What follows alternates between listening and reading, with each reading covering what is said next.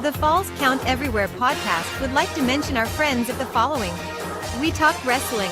For the one-stop you need for the most intriguing stories and headlines, and info on independent shows in multiple regions, We Talk Wrestling has you covered. Subscribe to Facebook's #1 interactive community for professional wrestling today. Pro wrestling on Tuesdays are a blast with the Wrestle Talk Podcast. Join the Night Owl, DJ Big Sexy, Luke Roberts, The Alpha, Jay Wade, Nightmare Jones, and many others as they bring you the hottest takes on the major circuits, showcase interviews with various indie stars, and the only place to get news on the most popular fantasy wrestling promotion, the FWWC. Catch them every Tuesday night at 7 p.m. Central. Find all of their media outlets on their website at WrestleTalkPodcast.com. Before each and every show, we like to remind our audience that freedom is never free, and all of us should be grateful to those who lay it all on the line. To all our first responders, military, and volunteers that help our nation every day, we love you and appreciate the sacrifices you make to protect all of us. Get ready for episode number 111 of the Falls Count Everywhere podcast, as the rubber match in the Trivia Challenge takes place between the Wrestle Talk Podcast defending their crown against co-hosts of the FCE family in a SummerSlam Trivia Showdown. This podcast is scheduled for one episode, where falls count everywhere.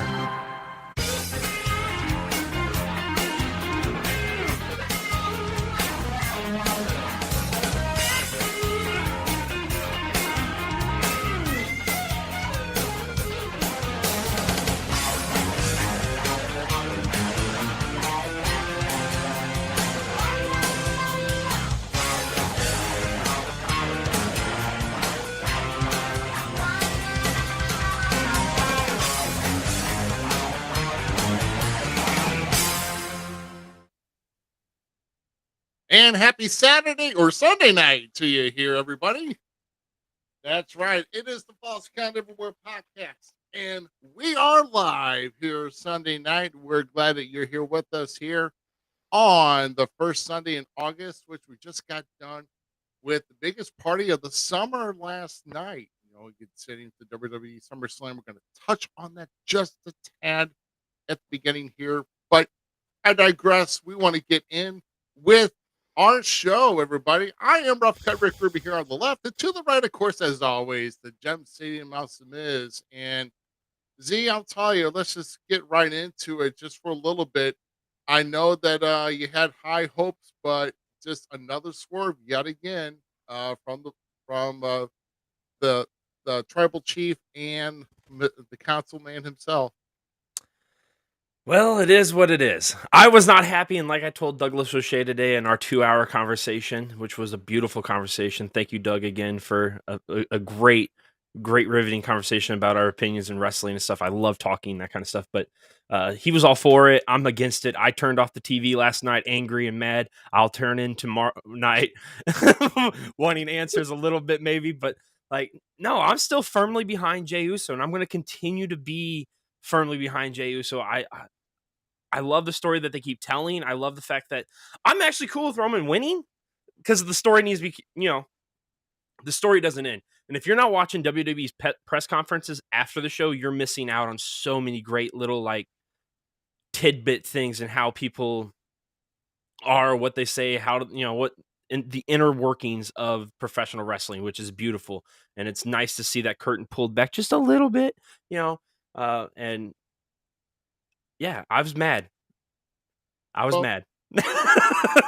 I told you, bro, I know you had high hopes. You know it's your man. But let's just say that I kind of knew what was going to go down, but I don't know how it was going to go down. But you pretty much solidified, though, that the guy out of all of this to break out of that was Jay. And everybody seems to is getting behind main event Jey Uso now. Even more now with this going down yesterday. With Jimmy though, I mean, my goodness. I can't wait to see what the story is going to be like. How personal will this story actually get? Right. That would be the crazy thing. Like if it could be years of frustration between just the two of them being tag team, because they're the longest reigning tag team together, correct? Yeah, Am I I not mean, they're the mistaken? longest reigning tag team champions in all of WWE history. So yeah, So no tag team has ever reached that like cohesiveness, I guess you could say. But these are two brothers. You know, they're everything that like they were just such a great tag team together. But now to tell that story of the dissolve that tag team, and I think it's a great time. Maybe Jimmy comes into his own. Maybe we get behind Jimmy as this dark anti-hero kind of thing, and Jay goes to the wayside, or Jay continues to show that he is 100% main event Jey Uso, and my money still is on the back of Jey Uso. yeah. I mean, that's and like I said, and you catch a lot. I mean, on Peacock, there is still the press conference you can look at, which I did look at too. I'll tell you, I just love Cody Rhodes at press conferences. Can I just say, it's a gem. And then of course, LA Knight was pretty good too. Congratulations to me, you know. Because Dude, the press conference was like WWE adding it to it. I know, like I just read something online about them getting flack a little bit for how they added it to their repertoire, and it was like an AEW thing. I think it's a beautiful thing that both companies get to utilize. So, like, it's one of those times like we get to see that little inner workings, the little icing on the top of each person's character, and that realism back to wrestling because they get to kind of be themselves. It's really cool.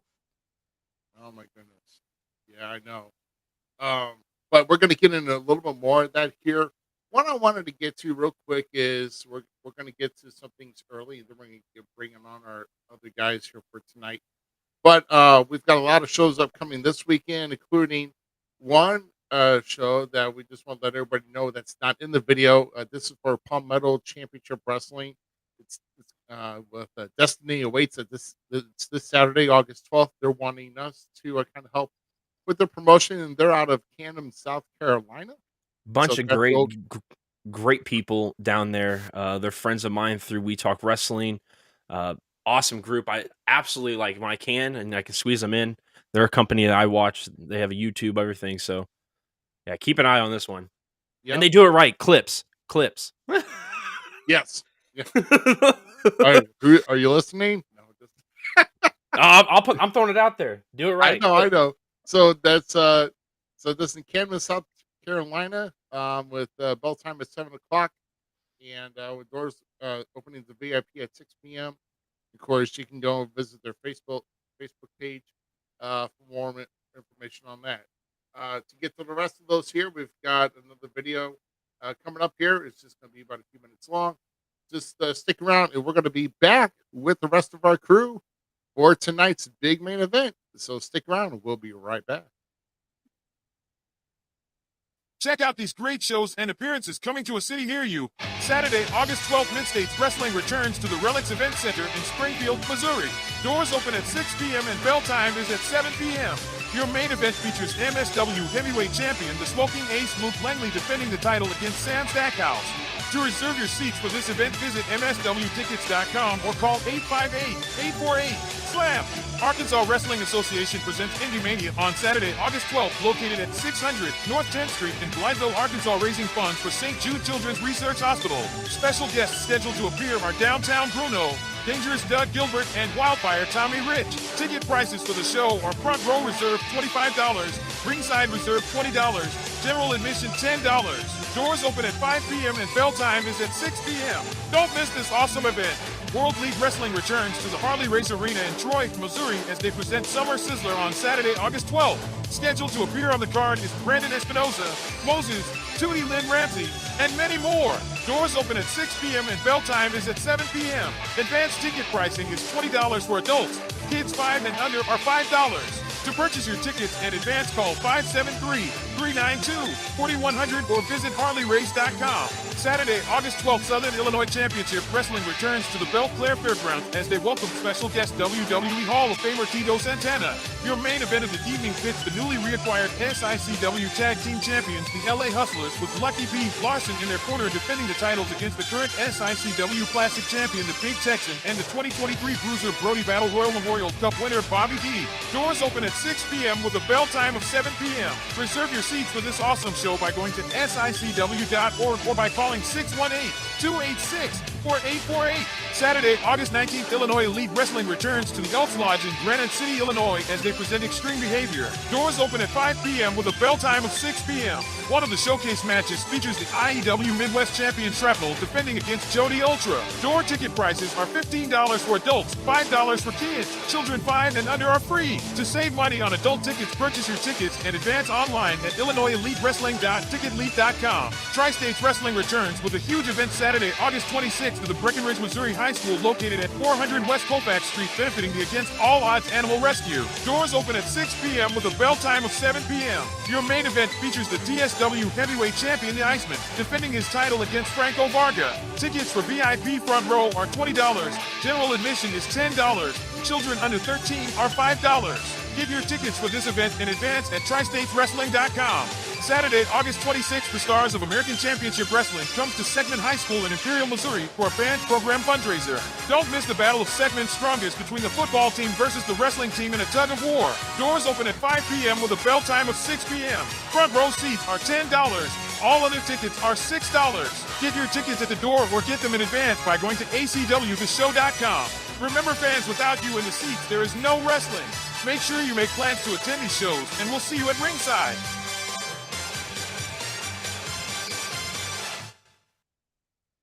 All right. So, hey, we got those out of the way here, and we're getting ready to bring everybody else on. But, hey, joining us here, our third member of the family here tonight is joining us here. GQ, you've entered the building. I like turtles. Hey, buddy. It's good to hear you. What's up, buddy? How you doing? GQ, are you frozen? What? I'm talking to you right now. I wasn't ready for that. That was hilarious. And that makes me think of rodeo. Nobody here knows who that is, but I could have done this. no. DK, you've been up for quite a while there. Are you looking over your SummerSlam notes? Nope. I'm going from my mind right now. Are you in the virtual horizons or whatever that is? I don't know. Horizon World's hush. What? You don't want to touch that? I said it's What? Moving on. Okay, so we don't get to see the virtual place here, but anyway, we're gonna move on here. We've got our guest here of the evening, joining us here, of course, returning. He was with us about a couple weeks back, but now he's back to moderate this great show we're gonna have here for us tonight, ladies and gentlemen, from the Wrestle Talk Podcast and Dynamo Pro Wrestling, the one and the only Skywalker Luke Roberts. Well, gentlemen, first of all, you can see I'm finally back in the office. We finally got all those wonderful delays taken care of. And I got to tell you right now, this is the first I've ever heard GQ being quiet for more than 5 minutes. I mean, again, that's one of those things. But I got to tell you right now, you guys were talking about Douglas O'Shea earlier, and I had an opportunity. I was listening backstage prior to this, and you were talking about the event, and one of you made reference to LA Knight. And a lot of people are saying that LA Knight is nothing more than taking The Rock and Stone Cold and mashing them together, and that's that. I had a lengthy discussion with SICW's voice, Dr. Drew Abenhouse. I also had a discussion with a longtime friend of all of ours, that being the one Suicide Ride, Chris Snyder. And I think we're all in agreement that the one thing he needs, I mean, last time I looked at things, he's like number 1, 2, 4, and 5 in sales. But sales does not necessarily always mean putting somebody every 18 inches in the seats. He needs something that's going to make him unique. My biggest thought was he needs a unique finishing maneuver. Everything else, I can live with the Rock mannerisms and the Steve Austin mannerisms, but I got to tell you, the crowd was on fire for him last night. And the WWE needs to capitalize on him. If not, it's going to be another one of those situations of great talent that just withers away because they don't know what to do with it. All right, great. I think they'll have their chance. I don't think LA Knights can give anyone any choice. That's right. if you listen to his press conference and how his mannerisms are, he's taking no for an answer. He doesn't care if you want to say he's these people or he's mimicking these people. That's himself. I think that's just him and his love for the industry and what he wants to see out of it. And we're about to see this whole unique character come to fruition. I do agree with you that he does need a better finisher. So that is true. 100% in the book with you there. I got to tell you right now, and again, I've had many meals with GQ. And again, I've had to listen to conversations. He's had to listen to my conversations a time or two. But I can tell you right now, when LA Knight goes up for that elbow drop, he can make about 4 or 5 laps around GQ's compound and then hit that elbow. He needs something new. But you know something? What's not new? And I'm just going to tell you right now. I'm going to put it right out there before we officially get started. In just a few moments, we're going to be joined by 2 men who you all know. 2 men who are going to carry on the proud tradition of the Wrestle Talk podcast I did just a few short weeks ago. And we are going to come back just like any great champion would, win the last 2 falls, and be the ones that walk out of tonight's episode as the champions. Once again, ladies and gentlemen, here they are. The men who are going to keep the Wrestle Talk podcast as the trivia champions of Falls Count Everywhere.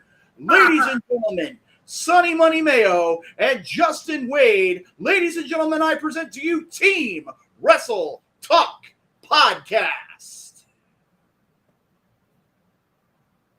And gentlemen, like I said, I don't show up alone. These guys right here tonight, they're going to show why we are the trivia team that can't be beat. Gentlemen. Well, gentlemen, thank you so much. Good evening, gentlemen. Hey, thank you for having me on Falls Count Everywhere. I'm a big fan of you guys. Rough cut, and we've passed by each other. I don't know if we've officially introduced ourselves to each other, but I know I've seen you at shows. And Gem City Mouth, hello, and GQ there hanging out above me. Thank you guys so much for having me on Falls Count Everywhere. I'm excited tonight to show you my knowledge of SummerSlam trivia. That goes back to 91, 92. I went to my first WWF live event in 92 down in Philly. Got to grow up going to ECW shows. Now I'm out here in Kansas City. I'm enjoying all the independent wrestling in the Midwest that it has to offer. I'm ready for tonight, man. I got my Wrestle Talk podcast mug. I got Luke Roberts giving me the big shout out. I got Jay Wade over there in the dark. So I can't ask for nothing else. Well, gentlemen, I'm just going to throw it out here right now. Tonight, we're going to have a monumental clash of the Titans. I know after our victory last time, it just ate away at Rick Ruby. It ate away at the Z-Man over there on the other side of the screen. Tonight, gentlemen, we're going to have, as it said on the program, as it said at the top of the list, the SummerSlam Trivia Showdown. And guys, I know that the viewers of Falls Count Everywhere, the viewers of the Wrestle Talk podcast, don't pay their attention. They don't pay their hard-earned time and energy to hear us talk. They want to see us compete. So at this point, ladies and gentlemen, I'm going to go ahead right now, if the technology will cooperate with me. Really? And hold on just a moment. We're going to go ahead and get things started with tonight's SummerSlam Showdown.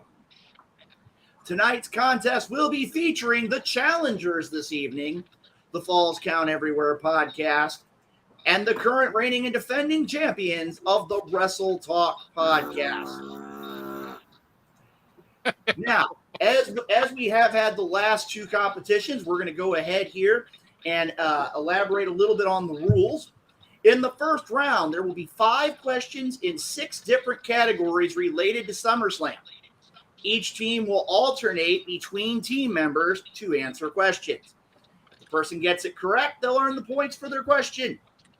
If the person's incorrect, either member of the other team can steal the question and the points.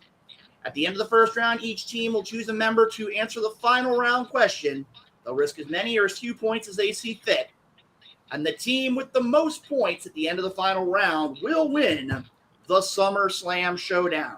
Now, before we get started, I do need to ask, since this is the Falls Count Everywhere podcast, and we are going to be respectful of our colleagues behind the microphone, Mr. Ruby, my understanding is it's going to be you. At this point, it's going to be you and who else representing the Falls Count Everywhere podcast? Take him. Well, let's see. That's going to be very tough because I guess we'll have to huddle here. So Z's actually pointing. Well, are you pointing to the GQ? Are you pointing to me? Yeah. Last time, unfortunately, I felt like the L came from May. You and GQ have this. Okay. Well, GQ, you ready to go old school? Ready to knock this out? Yes, I am. And who needs rules? You know, we never play by the rules sometimes. So. Well, yeah, sometimes. But we kind of have to make a guideline for the night, just kind of get by with this. So, but we can do it. Well, and as we know right now, we've got Sonny and Jay Wade. I will tell you right now, the man behind the Wrestle Talk podcast, the one, the only, the Night Owl, Renee Martinez, has made the executive decision, and he has chosen that SonnyMoney Mayo will step forward and be the first one to speak for the Wrestle Talk podcast team. Now, gentlemen, at this point, again, as we talked about before, this entire contest is revolving around the idea of SummerSlam. Let's go ahead and look at our first round categories. Categories are guest referees, title changes, the main event, that being wrestlers who were involved in the main event of SummerSlam. Famous first related to SummerSlam, Shane McMahon gets his own category here in the SummerSlam Trivia Showdown, and it wouldn't be complete without the grab bag here on the Falls Count Everywhere podcast. So at this point in time, ladies and gentlemen, Rough Cut, I'm going to go ahead and throw things over to you. Which of our categories would you choose to pick for our opening question this evening? You know what? I am going to kind of get a feel for at least. Let's try guest referees for 600. All righty, guest referees for 600. Rough Cut Rick Ruby, here is your question. This WWE wrestler, Hall of Famer, and official was the guest referee in 3 SummerSlam matches. Most recently, he cost Daniel Bryan the WWE Championship. Name him. That would be the Game, Triple H. And that is correct. Team Falls Count Everywhere, starting out with a very quick 600-point lead. SonnyMoney Mayo, we're going to turn things over to you in the SummerSlam Trivia Showdown. Please pick a category and a value. Well, in the words of my all-time favorite wrestler, Mr. Scott Hall, don't sing it, bring it. Let's get this thing riding here. Let's hit guest referees for 800 there, Skywalker, please. Woo, stepping up a little bit here.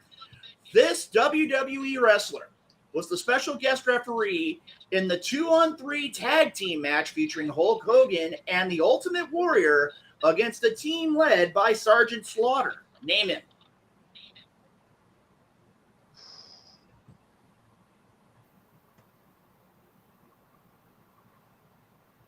This is SummerSlam 89. I don't know. I'm blanking. All right, we turn things over to Team Falls Count Everywhere. Gentlemen, you see the question on the screen. An 800-point steal could happen. Who was the guest referee in the match between Hogan and Warrior against Sergeant Slaughter's team? I would like to take that, and that was at SummerSlam 91 with Mr. Sid Justice. And ladies and gentlemen, Rick Ruby stealing the 800-point question. He was right on point. 1991, Sid Justice being the special guest referee. And the Falls. I was even off on my SummerSlams.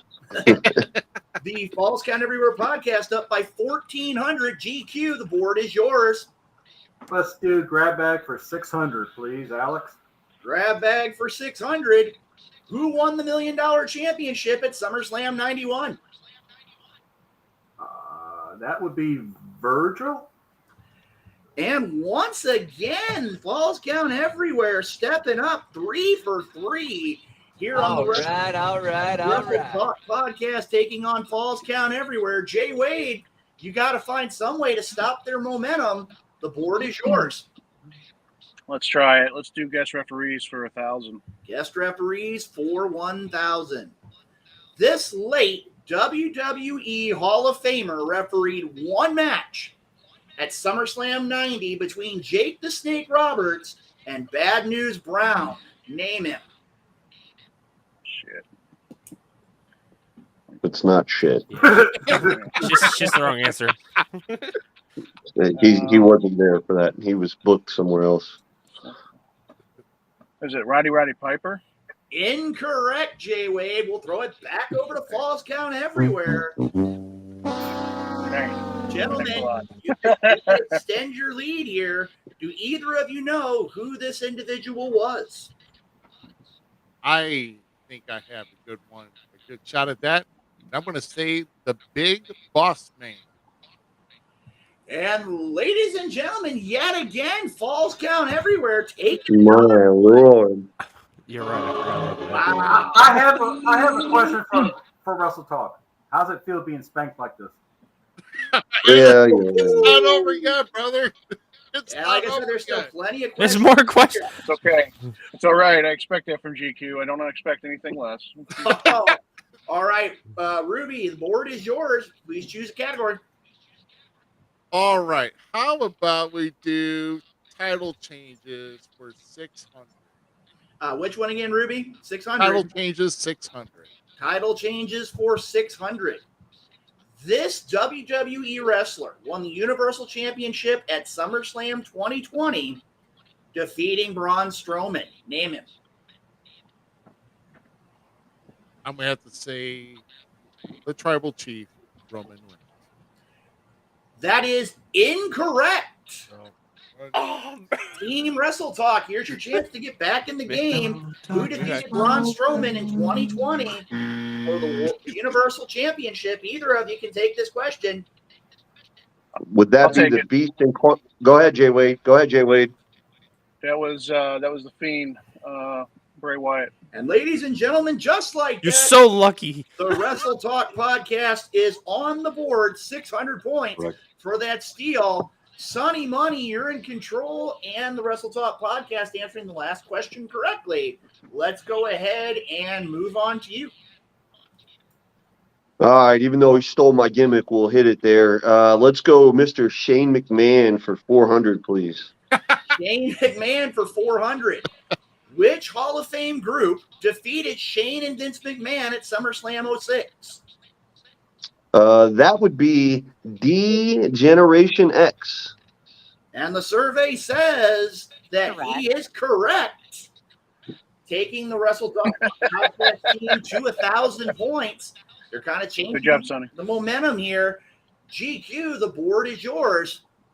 Yeah, you say he stole your gimmick, but you dress like a bum. Okay, I'm just wanted to say that. I'm just throwing it out there. Oh, Just whoa. throwing it out You there. know now. Listen, I got my Moonshine Mantell shirt on. I got my Shawn Michaels hat. I mean, I don't see too many bums with all this wrestling swag, but I mean, I guess things are a little bit different over there in your neck of the woods.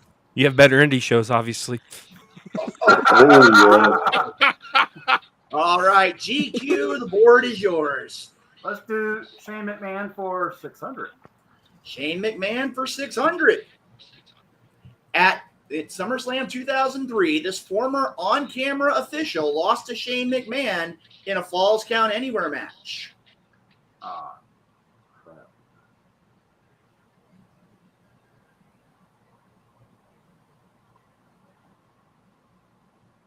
I can't stand Shane, man. Earl Hebner.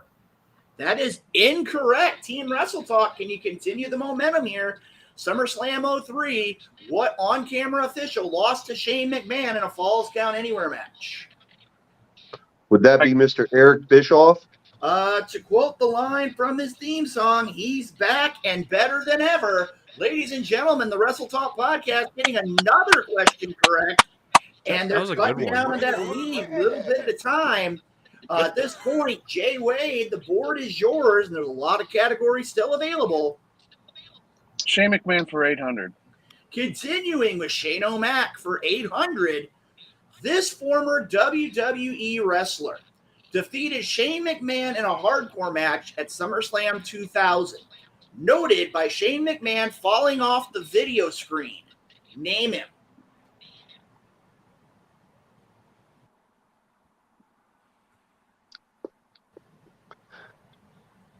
Test? Incorrect. I got this if you don't. Team Falls Count everywhere. Chance for you to stop the momentum of the Wrestle Talk Podcast. That would be Lethal Weapon, Steve Black. Yes. Maybe. And I knew that one. The Wrestle Talk Podcast momentum has been stopped. Steve Blackman was correct. Kendo stick right to the back. At this point, gentlemen, I'm going to go ahead and turn things back over to you. You're in control of the board. Rick Ruby, choose a category. Let's go the main event for 800. Main event for 800. This late WWE Hall of Famer won the first cage match in SummerSlam history, defending the WWF Championship against Rick Rude at SummerSlam 90. Name him. That would be the Ultimate Warrior.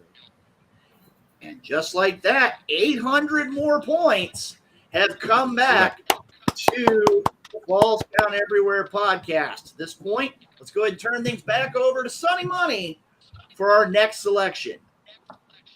Let's go main event for 1,000 there, Skywalker. 1,000. In the first triple threat main event in SummerSlam history, this WWE Hall of Famer won the WWE Championship at SummerSlam 99. Name him. Who is Mr. Mick Foley himself, Mankind. And just like that, 1,000 points goes back to the Wrestle Talk podcast. Right. Turning things back over to GQ. Let's see if you can keep the momentum going. GQ, the board is yours. Let's do Don't buy. bag for 800, Pat. Grab bag for 8. Who defeated John Cena in the winner-take-all match at SummerSlam 2015? I didn't even remember Cena was in that match because I couldn't see him.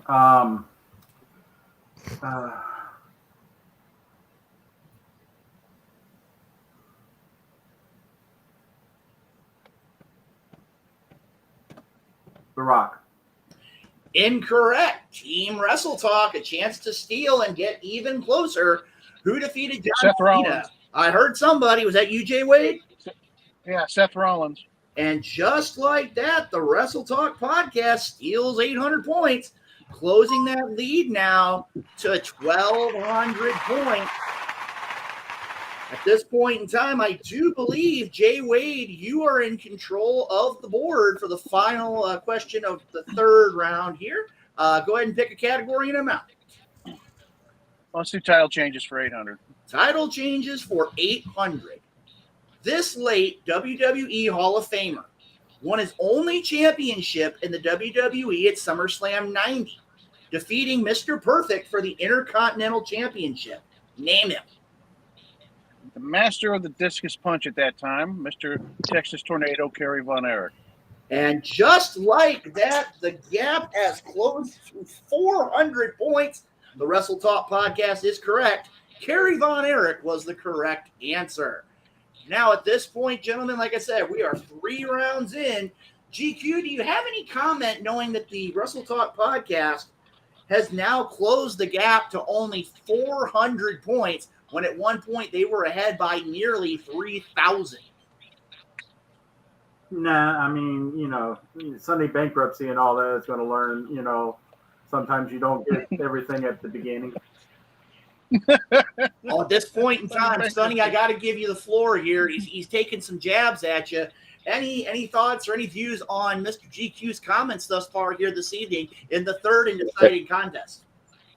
No sweat off my back, babe. You know, when at the end of this episode, when Wrestle Talk Podcast is the winners, they're gonna recognize, and you know, I'll let the winning just be the aroma in the air and all that, and it's gonna smell better than what GQ's room smells like in there right now. So, you know, we'll see what happens at the end of this winning here.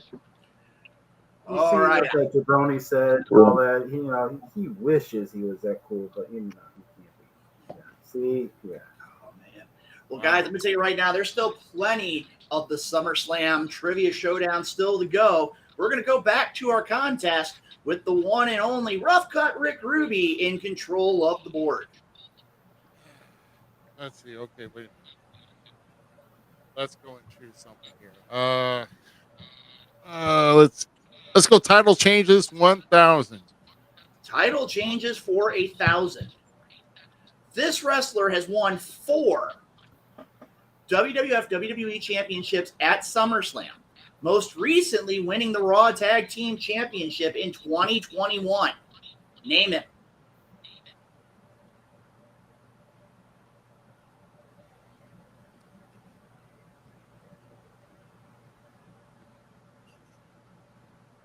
Okay, so when you say 4 WWF WWE championships, that means 4 heavyweight championships. Okay. Wow. I'm gonna say Kane.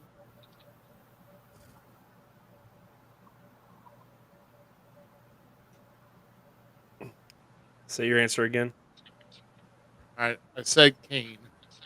That is incorrect. Team Wrestle Talk, a correct answer here would take over the lead.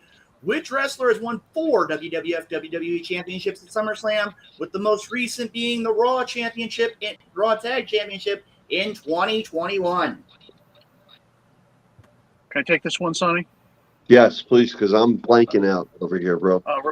Randy Orton. He says Randy Orton.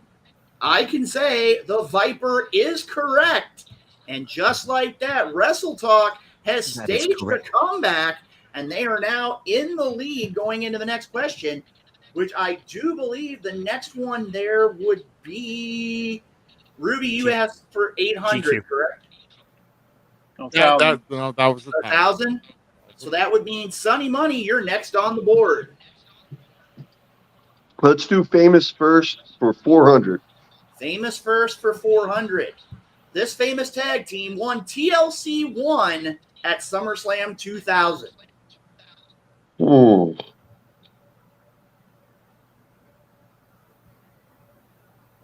I know the participants. I know Edge and Christian won at Mania. So let's go with the Dudley Boys. Incorrect. Team falls down everywhere. No, that was Edge and Christian at SummerSlam. That was Correct. Edge and Christian is correct. And just like that, the lead has been shrank dramatically. Which, This- by the way, Sonny, you kind of gave it away when you said it wasn't, you know, the hardest. GQ. Just saying. Thank you for helping. All right, we'll go back to Mr. GQ now for his selection. No more trash talk. Just make a selection. Well, what's the point of doing this if we're not having some back and forth here, Skywalker? I mean, come on, dog. I get you, but we do need him to actually choose a category and a question. Famous first, 200. Famous Come on, first Bob for Barker. 200. This Hall of Famer won the first Boiler Room Brawl at SummerSlam 96. That would be The Undertaker? No, incorrect. Mankind. Mankind. Mankind. Correct. From the guy who follows the Undertaker, he gets a Oh yeah, question. he's like I'll take Mankind on that one. That guy Oh, is that was when correct. Paul Bearer turned. Damn. All right, let's move to let's move to Jay Wade here as he chooses the next category. The main event 600. Main event for 6. This late WWE Hall of Famer won the WWF Intercontinental Championship at Wembley Stadium in SummerSlam 92. Name him. The British Bulldog, Davey Boy Smith. And that is correct. Once again, Team Wrestle Talk putting more to their score, leading by 800 at this point in time. Mr. Rough Cut, the board is yours. Yeah, I think we have to go famous first for 800. Okay, so famous first for 8, am I correct? Yep. All right, famous first for 8. This late WWE Hall of Famer was the first wrestler to win by forfeit at SummerSlam 90. That would be sensational Queen Sherry. And that is correct. The Falls Count Every Year podcast bringing themselves pretty much back to even with the Wrestle Talk podcast. SonnyMoney Mayo. Let's get Shane McMahon for 1,000. Taking the Shane O'Mac question for 1,000. This late WWE wrestler defeated Shane McMahon in a Greenwich Street fight at SummerSlam 90. Who is it? The best wrestler to have the best elbow drop in the whole Attitude Era. Test. And ladies and gentlemen, just like that, SonnyMoney puts 1,000 points into the total for the Wrestle Talk podcast. Mr. GQ. I know you got a lot to say, something here real quick, though? Oh, it's Can no I problem. interject something? That was SummerSlam 2000, by the way. Shane McMahon was still trying to get through school as a referee. So I'm just saying. Just saying. Wrong year. Wrong year, but like I said, still the correct matchup. I get there. bonus points for the. All right. Well, now that Rough Cut Rick Ruby is taking jabs at the announcer, let's go back to Mr. GQ and let him have the next question. Okay, Monty Hall, we'll do grab bag 1,000. Grab bag for 1,000. Who was the first official winner of a match at the first SummerSlam, defeating Ken Patera? Well, I know it's not Ronald McDonald, but it's close. Let's see. I didn't get this one. Think. I'm trying here. I don't know the answer either, so don't feel bad. Why do you need I to do right now?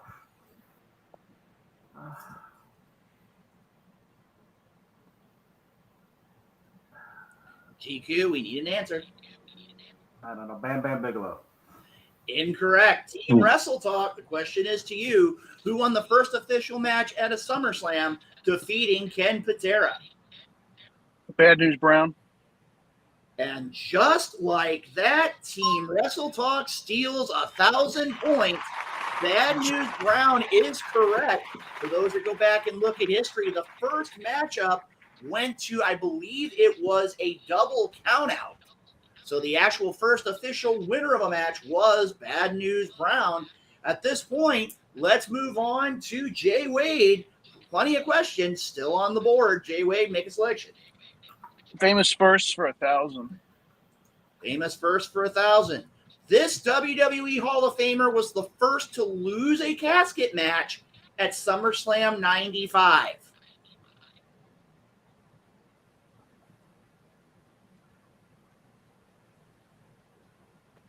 To lose a casket match at SummerSlam 95. And you're sure you got the years right on this? I'm just double checking because I got two answers if you don't have the year right. He's got the year right. Okay, I'm going to say Kamala. Incorrect. I like shit. No. Team Falls Count Everywhere. That would be the Supreme Fighting Machine, Yep. otherwise known as later as the Godfather.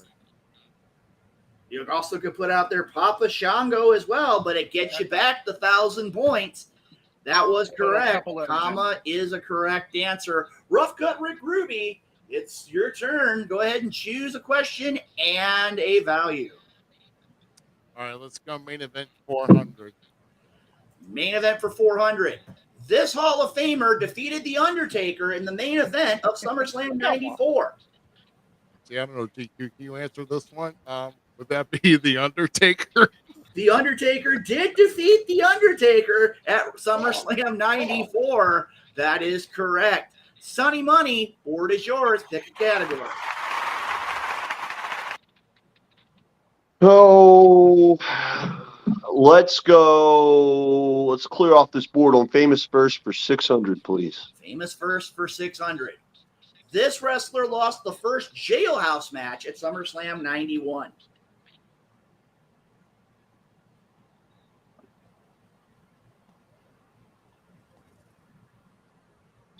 Nails? No, incorrect. Team Looks like falls Lady down Luck everywhere. just Chance gave to you steal the again. finger. You got That would GQ? be, yeah.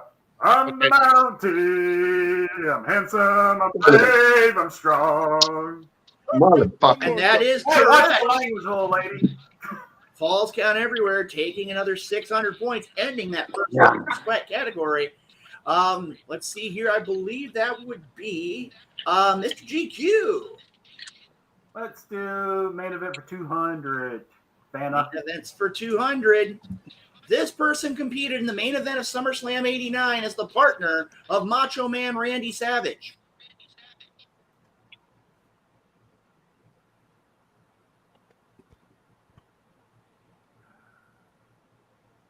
Is that Sherry? No, incorrect.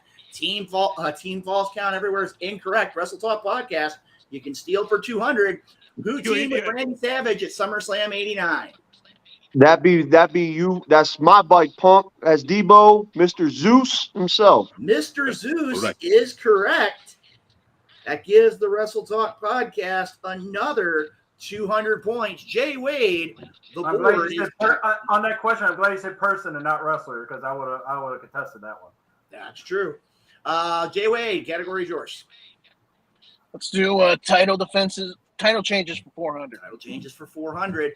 This former WWE wrestler won and lost his WWE championship at SummerSlam 2013. It would be Daniel Bryan. And that is correct. He won it from, I believe it was John Cena, and lost it to Randy Orton at SummerSlam 2013. Brain on Brad. All right, Rough Cut Rick Rude. Yours. Still plenty of categories to go, and that lead is very, very small. Pick a category. Okay. Small like my hopes here. Let's try guest referees for 400. Guest referees for 400. This wrestler and WWE Hall of Famer was the special guest referee at SummerSlam 97, leading to Bret Hart winning the WWF Championship. He lost his smile and went home. That would be the Heartbreak Kid, Shawn Michaels. And that is correct. Falls count everywhere. Cutting that lead pretty much in half. SonnyMoney, the board is yours. Only a handful of questions left to go. Let's go Shane McMahon for 200, please. Closing out Shane O'Mac for 200. This wrestler defeated Shane McMahon at SummerSlam 2019.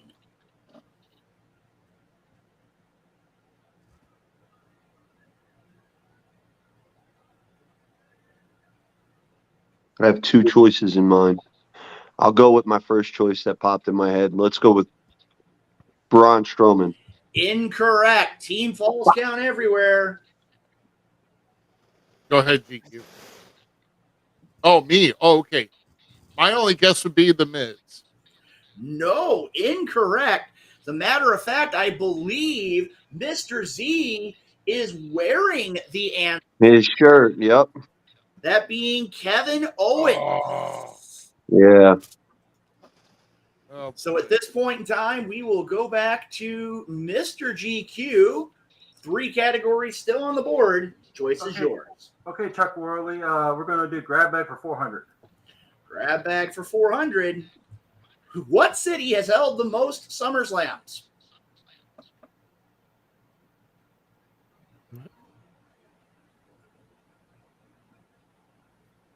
Los Angeles. And that is correct. And just like that, with 3 questions remaining, the score is tied 8,600 apiece. Oh. Jay Wow. Wade, 3 categories. Let's do grab bag 200. Grab bag for 200. When was the first SummerSlam held? 1988. 1988 is correct. You also could have taken August of 1988. If you really wanted to have gotten specific, you could have had the date as well, but the judges have chosen to allow that answer to go. Rough cut Rick Ruby, one of two questions. Yours. All right, well let's do title changes for 200. Title changes for 200. This late WWE Hall of Famer won the Intercontinental Championship from the Honky Tonk Man at SummerSlam 98 or 88. Name him. And for my second time saying this correct answer, the Ultimate Warrior. And that is correct. Tie score, one question left. SonnyMoney, you can go ahead and call it if you wish. Yeah, come on, man. Let's get that guest referees 200 off the board here. All right, last question of round number one. This WWF Hall of Famer had 2 SummerSlam guest referee appearances in 1988 and 1999. Name him. Who is Jesse the Body Ventura? And that is correct. And right now, as the board is closed, the score right now stands Wrestle Talk Podcast 9,000. Falls Count Everywhere, as it stands right now, is at 8,800. Now, at this point, gentlemen, before we go on, and I'm going to go ahead real quick here, and I'm going to take this off the screen. At this point in time, what we're going to do is this. We are going to get ready to go to the final round. But before we go to the final round, only one individual can choose to participate from your team. At this point in time, I'm going to ask you, gentlemen, the final question, and let me go ahead and I will bring that back up here. The category, hold on one second here. The final question category, hold on one moment here. The anticipation. Come on, Gene Rayburn. Come on. I'm getting there. Gene Rayburn still wouldn't get it by here, so just leave the man Our alone. final question, the category is SummerSlam International. Team Falls Count Everywhere. Who is going to be answering this final question? I think I've been the chosen one, so I think I will go ahead. Yeah, you are. Go for the team. Okay, so I'm taking it as Rough Cut Rick Ruby will be answering. Yeah, that is correct. Okay. Team Wrestle Talk. Who wishes to answer this final question? Hey, Sonny, you want me to go? I was going to say we could play paper, rock, scissors, but I can't see you. So, yeah, go ahead, Jay Wade. That's you, baby. All I'll right. do us proud. I promise.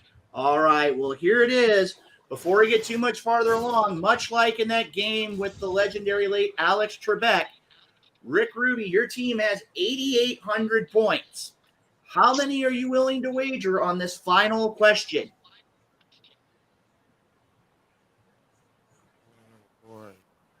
Can we ask one question? Yes. First?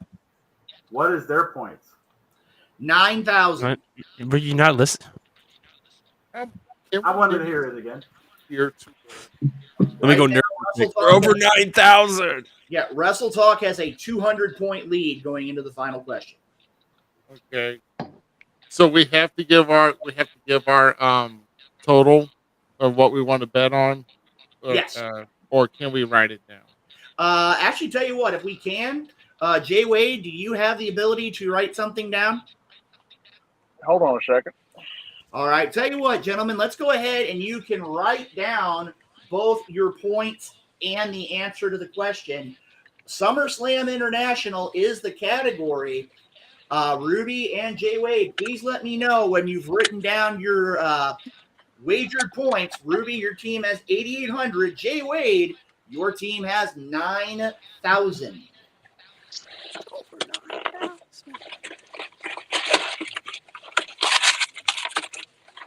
Man, I hate being a nerd. Oh. All right, gentlemen. The hell you doing, bro? Forgot to go get the milk. Leave him alone. Yeah. Shut up.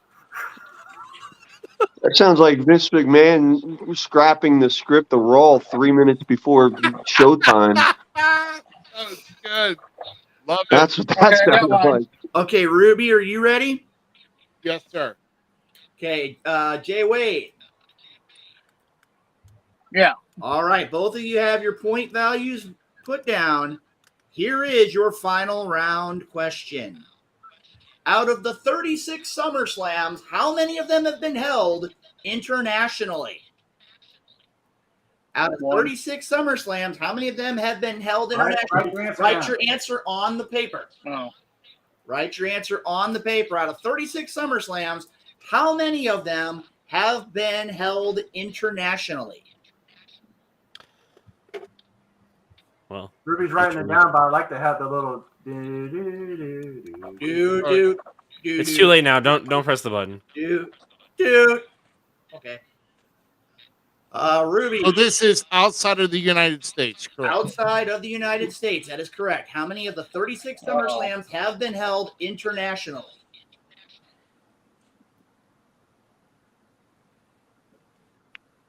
I'm fucking glad you chose this, Jay Wade. Sorry, guys. I don't know if you, Watch your I don't know if you guys lost questions.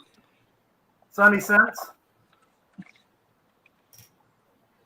Oh. All right. Rick Ruby, do you have an answer?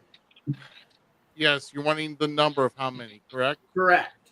You have that. Don't share it yet, but do you have your answer written down? Yes, I do have. All right. Jay Wade, do you have your answer written? Yeah. All right. Oh, come on, bro. You better come on, dude. So, do you guys have our title belts shined up for us to get it back now? I mean, all right. Before we get too far along here, just so we can get things taken care of. Ruby, before we get your answer, how many points did you risk? All right, brother. It's do or die, my friend. So I did it all. They risked them all. Jay Wade, how many did Team Wrestle Talk risk? 3,000. 3,000 points. Okay. Here's what it is. Rick Ruby, how many of the 36 SummerSlams have been held internationally? 2 is what he says. Jay Wade? I put 2 as well. Put 2 in. I saw 1 on there. That's 16. Well, That ladies looks like and 12 to gentlemen, me. You wrote a 1 and you scratched it out. the answer to the question is 3 WrestleMania or 3 SummerSlams have been held outside of the United States. 92 in Wembley Stadium, 2004 in the Air Canada Center, and 2019 at the Scotia Bank Arena. Oh, shit. So at this point, ladies and gentlemen, once we have gone ahead and calculated the points, Ruby. ladies and gentlemen, the winner of the 3rd installment of the Falls Count Everywhere Trivia Challenge, known as the SummerSlam Trivia Showdown. I gotta tell you, gentlemen, my prediction comes true. The Wrestle Talk Podcast wins by a score of 6,000 to 0. Gentlemen, I got to tell you right now, I hope that you enjoyed it. Again, there were a lot of great questions here. I was very surprised. I know a lot of the viewers have been surprised as well, looking here at the chat this evening. And again, it was a great contest. Any final thoughts, team? Falls Count Everywhere. That calls for me. I didn't wait, so. I think Link Martindale had it rigged there. Oh, no. Well, no, that's... Wrestling Talk, you guys did awesome. Thank you for having me on. That was fun. It turned into an S show toward the end, it looks like. And I'm glad my math skills, I was trying to add and stuff. Luckily, I have the math skills of a 3rd grader. So I just guessed a number to wager. And hey, victory is ours. Once again. Yeah, whatever. Suck it. Hey, GQ, how's it feel to be a loser, bro? You sitting there telling me I look like a freaking bum. Yada, yada, yada. This is, man, get out of here, bro. You lost. You lost. You lost. You suck. You lost. Get him Suck. out of here. My partner just turned on me. Get him out of here. You're so mean. Well, like I said, It's okay. He's a Michael Rappaport wannabe. Oh, guys, wow. I gotta tell you right now, I gotta bring him back for that. I gotta bring him back for that one. Wow. wow, Sonny, Just because you told me to suck it. You told your own partner to suck it. Not you, Jay Wade. I Wait, said this one? G2. I didn't is all say yours, Jay my- Wade. I told you suck it. Yeah, I did tell you to suck it. But Yeah. listen, I had to tell G2 to suck it, all right? We have the One power. advantage of having an our show, we can mute him. Well, gentlemen, I'm going to tell you right now here, it's always an honor and a privilege for the Wrestle Talk Podcast to be here on Falls Count Everywhere. Gentlemen, I want to tell you right now, and I have talked with Rick Ruby, we being the, once again, still reigning and What was that? defending champions of the trivia, tell you what we're going to prove your trivia knowledge. And here's what we're going to do. We're going to go ahead over the course of the next several weeks. And Ruby, you can go ahead along with your crew. And we want to hear, not just at the Wrestle Talk Podcast, but at Falls Count Everywhere Facebook account, we want to hear what you want for the opportunity for a round 4. Ooh, We want to hear from the fans. What do you want us to compete against here on the Trivia Challenge? And gentlemen, I'm going to tell you right now, and I know, Ruby, we had an opportunity to talk about it. I didn't get a chance in GQ. Again, your email said my email was spam. I want you to know that right now. I sent it out there earlier on. The 25th anniversary of the Tragos Hall of Fame Pro Wrestling Induction and Ceremony will be taking place July 18th through 20th at the Dan Gable Museum in Waterloo, Iowa. I have read that they have made the invitation to every living member of the Hall of Fame from the past 24 inductions to be in attendance from this event. It's a great weekend. Jay Wade, do you want to share anything? I know we talked about this just a couple weeks ago when you were back here in St. Louis. Would you care to share any of your thoughts about the Tragos Hall of Fames to the viewers of the Falls Count Everywhere podcast? Yeah, it is a great event. You get to see a lot of the guys you grew up watching on television. It's also a great trip. Like, the trip we took, next time we go, I'd like to see Sonny and the rest of this crew on the Falls Count Everywhere podcast if they can make it, because we need all the boys from the Midwest that we can.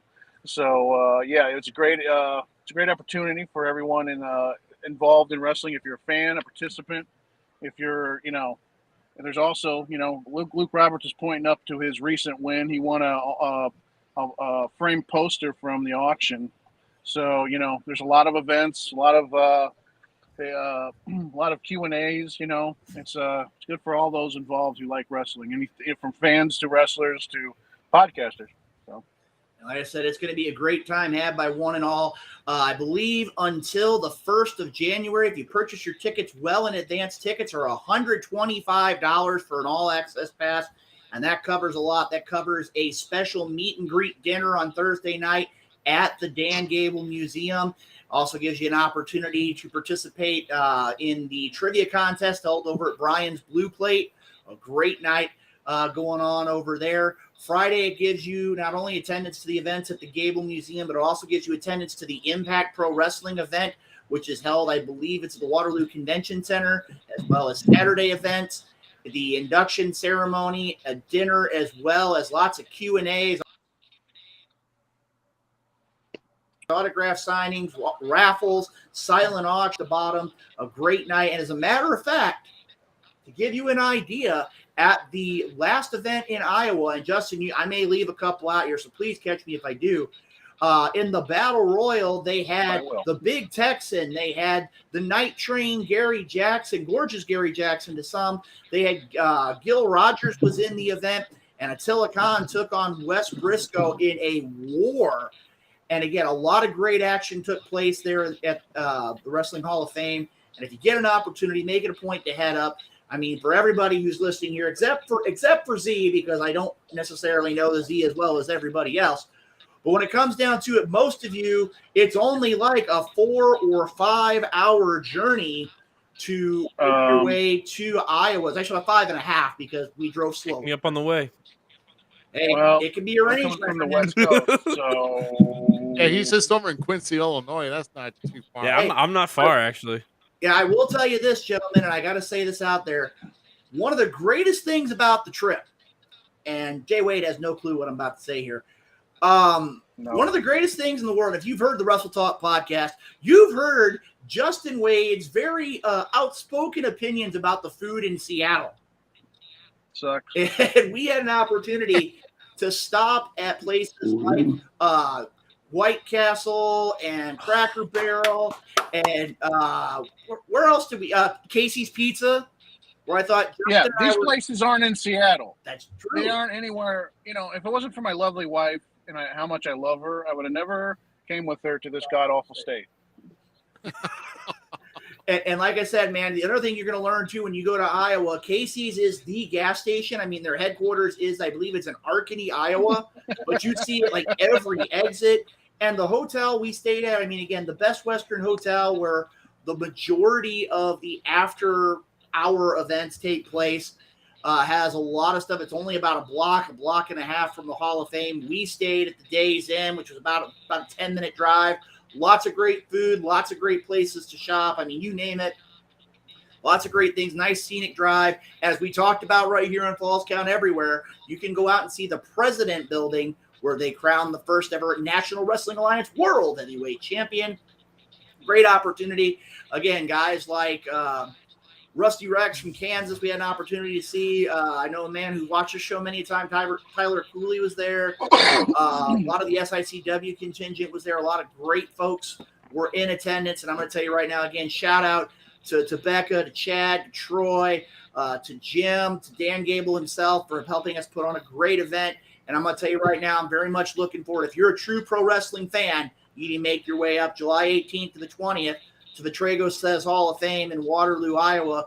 And speaking of which, too, if you follow not only Wrestle Talk Podcast, but Falls Count Everywhere Wrestling Podcast and their social media, you're going to be able to pick up more information about the Cauliflower Alley Club to be taking place in a little more than a month's time. Gentlemen, it's been a blast as always. But as we say before, the Wrestle Talk Podcast, successful once again. And for us, we say thank you, and we'll take the challenge anytime you want to bring it. Yeah, you guys want to parents where, I thought about that final question, like, maybe it's not, maybe there was more than two, but I tricked myself. I'm like, man. So I don't know, but it sucks that we lost again. And, it's all on me now because I got the blame. I took it all, but no, I mean, you guys are great. I mean, like I said, Justin, it's good to see him on every Tuesday night. On his days back. I miss you guys. And good to see him. Sonny, it's always good to see you. Sonny, though, I mean, we did see each other back in May, ironically, while my knee was in the middle of getting torn to shreds on my MCL before I even got to Battle Royal. But yeah, it was good to see him. And I mean, like I said, it's great seeing you guys, man. And like I said, I enjoy you guys. The Wrestle Talk podcast going on in existence now. I mean, you guys have over 9 years now, getting ready to hit 10 next year. You guys are going strong. Over 400, almost close to 450 episodes, I believe, in your history. I mean, you guys are doing great things, man. And I love you guys. I mean, with Devon Mills, Corsinet, God, I mean, I love the Night Owl. He's pretty awesome. You guys are always just doing great things. Like I said, the podcast goes on Tuesday nights, without a shadow of a doubt, one of the best podcasts, not just the Midwest, but around, because you guys cover the whole FWWC, the best wrestling, fantasy wrestling promotion for anybody to be a part of. And you guys have your guys' own show on that as well. I think every Friday night, I believe. The FWWC is every Friday night. And guys, right now, when you talk about the Falls Count Everywhere podcast and the Wrestle Talk podcast, you look at it this way. Tuesday night, you can catch the Wrestle Talk podcast 7 to 9 p.m. Central Time. Wednesday night, Roundabout Sports with our good friend over at Interstate 70 Sports Media, the maestro Jeremy Karp. You can catch the FWWC tonight on Friday nights. You can also make it a point earlier on Sunday evenings. You can catch Issues with Wrestling with our good friend Christopher Miles. And, of course, your week would not be complete without tuning in right here, 9 o'clock every Sunday night, the Falls Count Everywhere podcast with Rick Ruby, the Mr. Z himself, and the man who cries in his big, giant macho mug of milk, the one, the only, Mr. GQ. Gentlemen, it's always a pleasure. We look forward to seeing everybody Tuesday night, and we look forward to coming back here real soon to defend that trivia championship. Gentlemen, it's been an honor and a privilege, and we'll see you soon. All right, See you, buddy. Thank you very much, Joey. Thank you, Sonny. Thank you very much. Hey, thanks, guys. I appreciate it. It's good seeing you guys. Great. Thank you very much, fellas. Honestly, I had a great time tonight. Thank you so much. You guys are awesome, man. And I hope to get to do this again with you guys soon. Thank you. Oh, yeah. Absolutely, man. Jay, especially. It's great. It's great seeing all you guys, for real, though. I appreciate you guys being here tonight and entertaining the masses on our Sunday night. Yeah. Hell yeah. So I mean, great stuff, man. Luke, always good to see you, brother. Always good. So thanks a lot, guys. We appreciate it very much. Thank you. Thank you. Alrighty, guys. So that was it. Well, way to go, you two. This is what I get for trying to let somebody else have the spotlight. Both times, you lost. What? Oh, well. Okay, so now it's going to come all pour on me now. So okay, that's great. Pretty much. You did. Hey, you did. You know, you point. Okay, so you know, in my defense, you did point to me. You know, I don't know. Honestly, I don't know if you would have got that or not. Because I had two too, so don't feel bad. I had Wembley over in London, and then I had the Air Canada Center in 2004 because with Orton beating Benoit. But I totally forgot about 2019 being the international. In Nova Scotia of all freaking places. Come on. Right. Yeah, I forgot all about that. So what the hell's up there? Ice? I mean, and I had better knowledge of SummerSlam than I thought I did. So, I mean, and I GQ, if you honestly could tell me you would have had 3. I had 3 in my head because one, what? Definitely knew one wasn't. 2, I'm like, there had to have been a third one, and I was thinking at least 2 Canadas, at least, you know, because when you asked that, that's what changed my answer a little bit though too, because I was thinking 1 for England. Well, I was thinking internationally because North America is still North America. Like Canada, we're all one. Out of the country. So, and Canada's out of the country. So if it's international, it technically would have been 1, and Jay Wade would have been right with the original answer because either way we screwed up. So. Well, yeah. So I mean, I would have thought. You know what I was thinking? I was like, where else overseas? That's what I was thinking. Where else overseas? Because I was like, I know because over in Saudi Arabia they never got one. I didn't know where else they could have gone. You know, and I'm thinking to myself, well, I can't really think of anything besides Toronto and London. So, you know, so that's why I went with the 2. You know, but that's what you get when you ask for to try to get the title back and basically it's all on the line and that's all right. We'll get him next time. We'll see them down the road. We'll see them down the road again, and you know, I'll have more confidence in myself because I've never been like a SummerSlam guy. Like SummerSlam was never one of my go-to shows. Like that's not when I got it. You know when I think we should challenge him? What? Royal Rumble. Oh, let's go. Some of my favorites. I'm in. They said pick the day. Yeah. Well, can we break down more of SummerSlam last night, or like is that a no? We can. We always We always can break down more SummerSlam. I know. I want to talk how beautiful that women's match was. Which one? Are you talking about the triple threat? Yeah, we're not talking about Shannon. I was hoping. Although I give it to those two ladies, they put on a more entertaining match than I thought. Did Aubrey Edwards wrestle last night? Shut up. Oh, Shut. Yeah, we have that power too. I know you can come back, but like,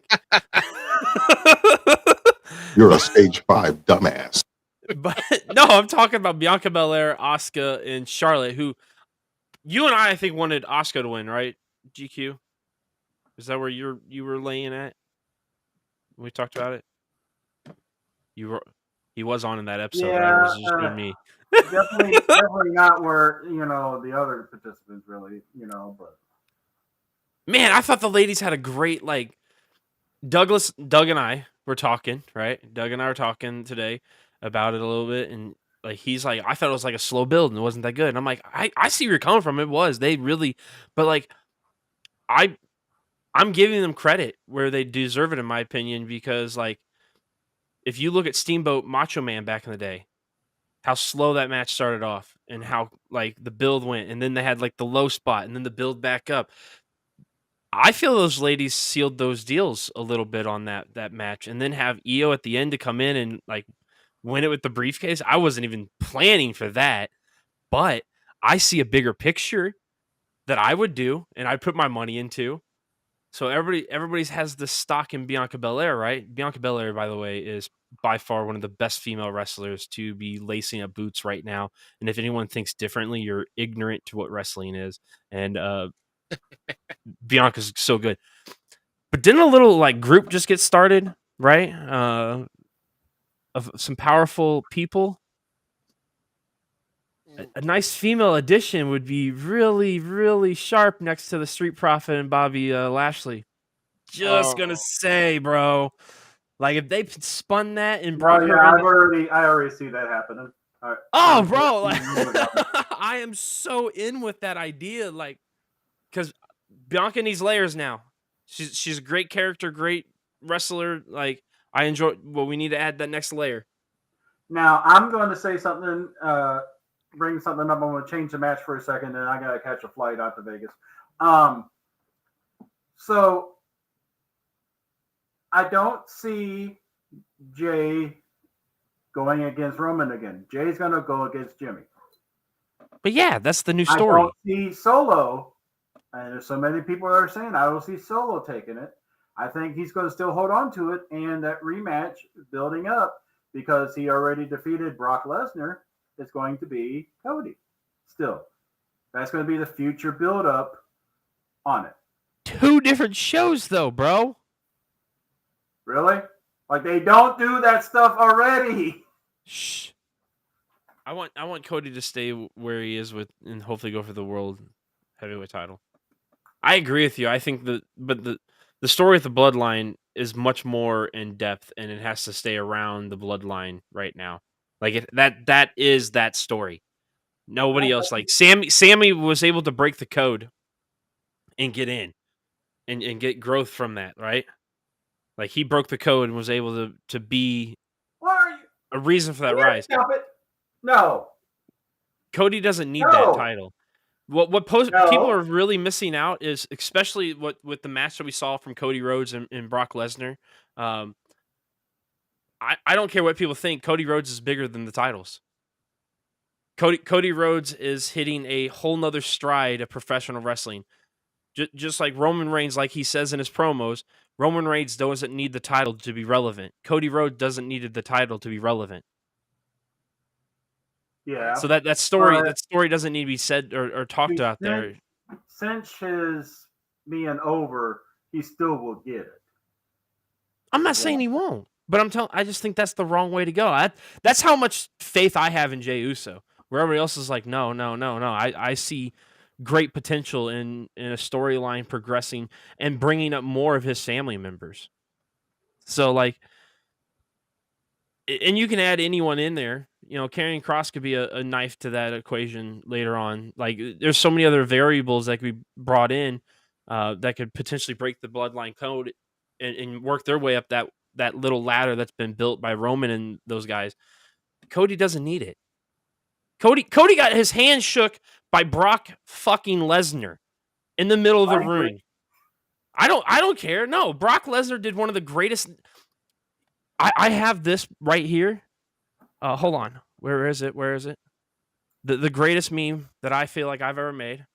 Right here. Yeah. Your Lord and Savior, Brock Lesnar. I still believe that. Brock Lesnar is one of the greatest gifts to professional wrestling and sports entertainment that we've ever been given. He gave to people that understood the business. He got respect from guys that understood the business. Like, no, Brock Lesnar in the middle of the ring shook a dude's hand, and we've never seen that happen. Cody Rhodes does not need the title in the sense of what it is. Even Pepper swatting at you is like, no, go away. No, let's go, Pepper. Oh, I'm not kidding. But no, that's just my opinion. Cody. Here's my future prediction, and then I got to get going. You have Cody winning the title, and the one he drops it to, LA Knight. It's going to build up to that because you still got to build up LA Knight, like you were saying earlier. You still got to build him up more and more to get to that point. Cody needs to maintain.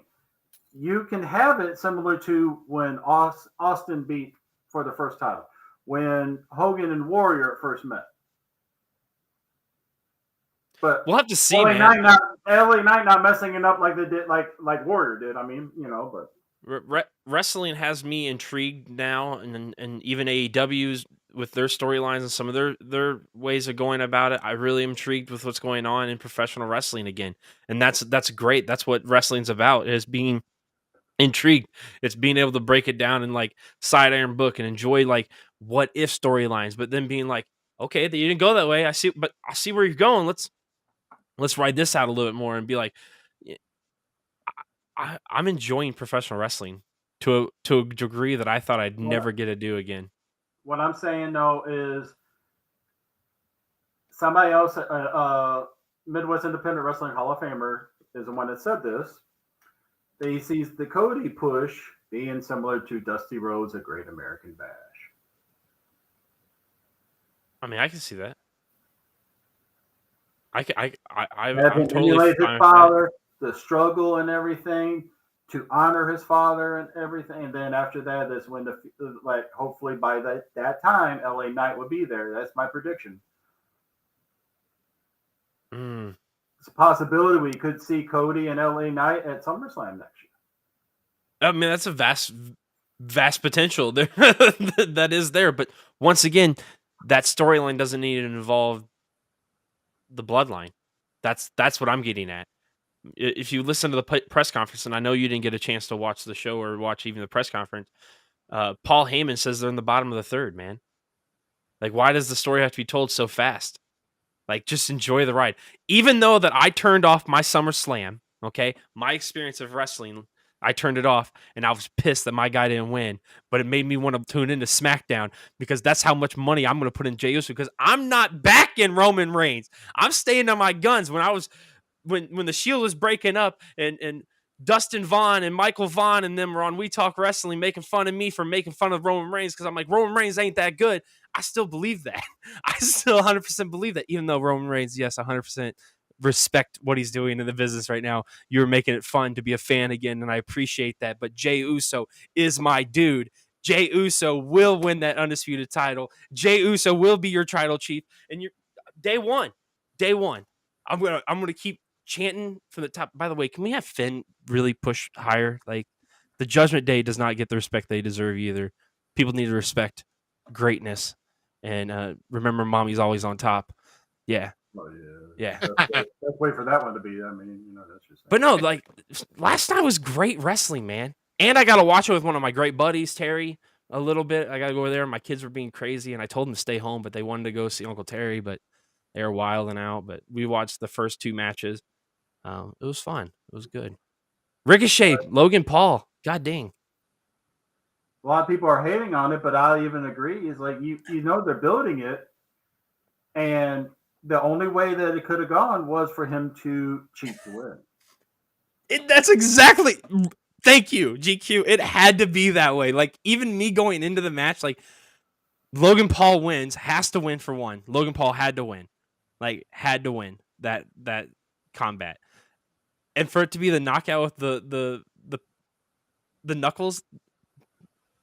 Because we're really seeing a character out of Ricochet now too. So we're seeing Ricochet hit that second gear and like start to actually do something. And it took this jabroni from the internet to come in and put a fire under Ricochet's ass. All for it, bro. All for it. What are you doing? When you King Ricochet's back, and I can say that proudly as a fan, even though Prince Puma is by far my favorite character that man's ever played. But I want to say this and then actually hit the button to leave. When you look at that, how many times have a celebrity won clean and the guy still cut their push? That's why. That's what. Logan Paul does, yeah, like, it makes sense. Like it's beautiful. He has to build his way up. I mean, I love it. Just give it to the Miz and others that were into it or trained really hard and everything like that. Look at Maven with the whole tough enough stuff. He still had to earn it. Maven was underappreciated. He was. That dude had ended up becoming a good talent, yes, but that dude literally had one of the greatest drop kicks of all time. Like that man when planked you in look air. at it, though, when you look at it, will you stop it? I'm getting ready, okay? When you look at it, though, he won a contest, beating out many people who worked 5, 10 I don't years. give a piss how you get to wrestling. I'm just saying he had to earn the spot, just like Logan Paul does too. Don't we all? Don't we all? Right. That goes back to all the crybabies in the locker room that I hear all the time too. Don't we all? We all had to work for our spot. I love you guys, but Logan Paul, The Miz, all those guys did nothing wrong on how they got to professional wrestling. Nothing wrong. In the day we can break down those walls of like, doesn't matter how you make it here, and if you enjoy it and like it, and you can make the business good, let's do it. Let's make money together. As much as people say it was good business and everything, there's a difference between what Logan Paul did, what Miz did, and everything compared to David Arquette winning a world title. But you know what? Here the thing is, on that, you want to break off. I'm going to rant. You are opening the gates for ranting moments. And this is what Zmiz does. I love you, GQ.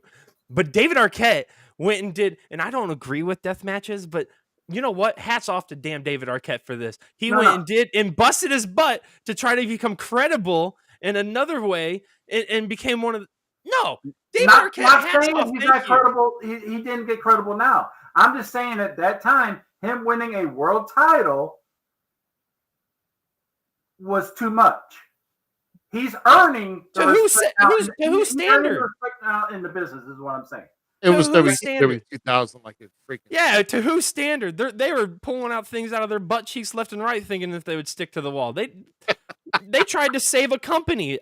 I understand why they did it. Do I agree with it? Maybe not. But hey, Ready to Rumble is one of my favorite childhood movies. No, dude. I get where you're coming from. I understand. But like, even if you look back to like when Drew Carey entered the Royal Rumble, I'm not mad about that. That was a funny ass spot. That made sense. And then he jumped out like, no. And then you have Johnny Knoxville gave us one of the most enjoyable WrestleMania matches with Sami Zayn that we've ever had in a long time. And it was the dumbest thing in the world. No, there's that ability to have that there. At the time, compare Arquette's world title win to what Logan Paul is doing now, what The Miz did and everything. They're building it up instead of just, here's a belt. I agree with that statement. But that's what I'm saying. That's lemons and oranges. Like one sweeter than the other one anyway. No, it was not credible to win that title. Now he's credible to win a small independent title. I mean, but he's still building up to become credible. That's what they're doing with Logan Paul, because they know Logan Paul. He doesn't have the spot talent right now. He has the mic work. He has the crowd in his hands. That's what's going to help build him, and he just needs to keep working on the in-ring stuff. Yeah, he just needs to pull back on the high flying. No, I loved everything about the show. Like, but you all have fun. I'll see you in January when I actually help win this time. So, okay. Well, okay. Yeah, well, January 2024. Mark on your calendar. I'll be back before then on the show, but I'm just saying, I'm just, I know. I get you. All right, man. Real quick, hold on. Do you have an Intercontinental title behind you? Right here, yeah, I do. Yeah, it's been there. Oh, I never noticed it was the IC title. Yep. Get better glasses.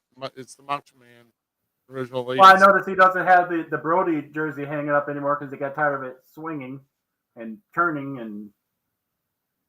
Yeah, I know. Right now, it would just, I don't know. No. I gosh. still got work to do with my backdrop. I've got this thing called the double light. So. No, they beat us, unfortunately. It was a tough game. Jay Wade, good job again. Yeah. No help. Yeah. Thank you. We're Rumble. We got it. I don't know. Yeah. Now we're gonna hear from. Yeah. Now we're gonna hear from the guys. I'm pulling number 27. So. Whatever. All right. Bye. Jets are going. Get going. That's my new fig. I picked up. Is that Jamie Noble? Yes, it is. Oh my lord! Right, that's a good Lucy find right there. Good shape. Jamie Noble, one of the greats. One of the greats. Good lord. Send it back to the trailer park. Bye. Oh, dude. How could you not like Jamie Noble and Nydia? Get baby, we're buying a double wide. That's right. Oh, that was great. That was great. If they could have had Jamie Noble and Jimmy Wang Yang as a tag team, bro. Oh, dude, no, that would have made my day. Made my day. Because I love Jimmy Wang Yang. I love Jamie Noble. Yeah, I was trying to review all these SummerSlams. And I think it was when they still had WWF New York, I believe. I think it was like in 01. Where they had Nydia there getting her choice of one or two guys to go make out with. like, oh yeah, this is all. Nobody gives Maven and Nydia the respect they deserve as tough enough opponents. Like coming out and being. I love both of those people still to this day. They were some of my favorites. Yeah. So that was a great gimmick. I mean, just those two offhand, and then how they got over. That was. I mean, they should have gotten over big in those type of towns or states, I should say. So, how did you feel about SummerSlam, like as a whole? Because I did a lot of talking, and now no, it's fine. All right. Definitely. I don't know. Out of 5, if I had to do the Meltzer rating of everything else, out of 5 stars, I probably have to give it 4.5. I mean, I don't want to give everything the best. I mean, but like the storytelling was good. I mean, like I said, the showcase between Logan Paul and Ricochet, which by the way, I was trying to picture or trying to get a glimpse of that replay at the end of that match. Who handed him the nuts? It's one of the guys that's usually on his podcast. Oh, okay. Yeah, it's one of his buddies. Is that the guy like the blue raspberry prime bottle that got put through the table? Probably came back in all black. Maybe. I don't know. I don't know, but like, I thought it was a really fun show. I thought. I was like, that guy looked a lot like Sami Zayn, but I know it's not Sami Zayn. I have not gotten to go back and watch the pre-show yet. Yeah, well, that was that was the first match, though. That was that. Because I didn't get to watch the Battle Royale. No, the Battle Royale was actually in the show. Was it? Then I missed it completely. You say you watched the first 2 matches. Looking at myself, oh, he missed it. No, I did because It was the I third came. match. It was the third match the Battle Royal was. Well, It son was of a on the gun. card. I need to go back and watch that then Yeah, so you do because need I to was go going back from my and watch buddy's it. house to home. Yeah. So, but no, that Cody and Brock match, boy, let me tell you. Cool. That match was awesome. Oh my gosh. Holy crap. Just the way you would have thought, the way that Cody just got his butt handed to him and the way he just came back. And Triple H is telling us, or he said that wasn't even in the plan at the end of the Nope. show.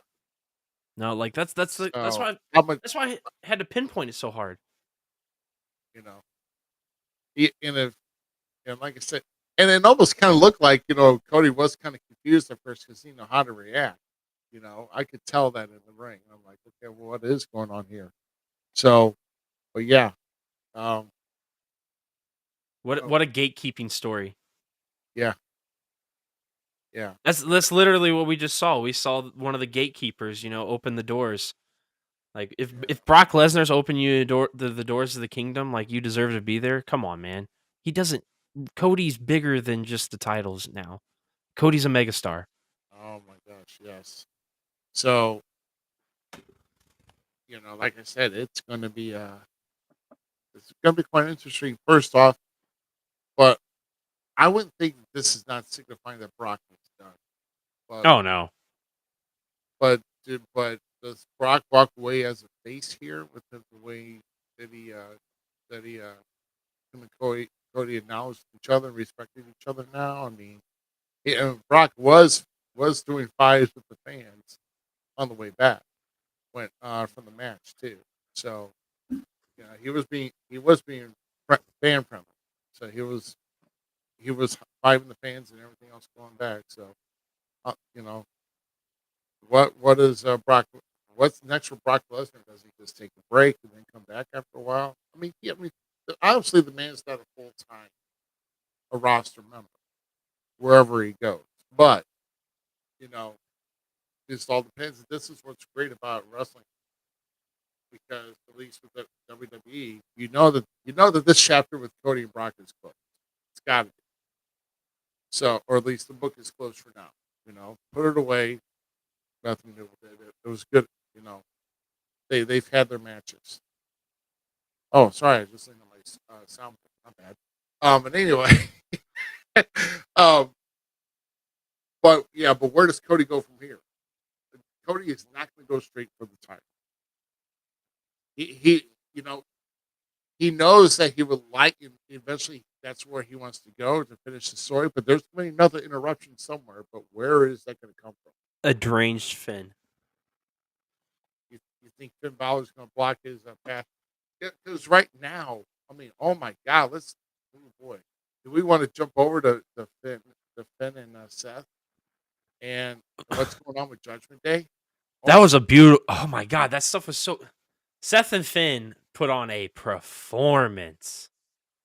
Oh yeah, absolutely. I mean, Seth, I'll tell you, he kind of just say the man just wears stuff to the ring, but I would not be caught dead but he still pulls it off. and then having him wear that vest he wanted SummerSlam 2016. When he hurt Finn. Yeah. So I mean that was playing the mind games and just the way that they went back and forth. Holy crap! Seth just on. Those guys are they're just on tear. I mean, a lot of close call, a lot of falsies. I would say in the business. I think it's nice we're starting to see the Finn of NXT Black and Gold, like when he was there and when he was like really hitting cylinders and really was making strides as a character and all that stuff. Because like this is a new Finn. Like I'm very excited to see where Finn goes from here and how his story with Damian plays out and the rest of Judgment Day. Please don't break him up. Resolve the issues. Please don't break them up. It's not time. But I'm telling you, if you get a deranged Finn going after Cody, yeah, I mean, I can see that. But I also see that there's still going to be rifts in the Judgment Day, not as bad as the Bloodline had to go through, but it's like who's got control? Good evening, Herb. Good to see you. Um, but who's got control of that right now? But it's also kind of funny how Triple H was like, I thought, it's like, who was in control of that group? Is it Rhea? I mean, is it Finn? Is it Damien? And nobody even disputes that stop it. That was great. funny. That was It was funny. great. That was gold. I But mean, I still want it to be Mommy. Mommy, that's who I think should be the leader of the group. you know what? You know what? I'm all for it. Why not? Why not?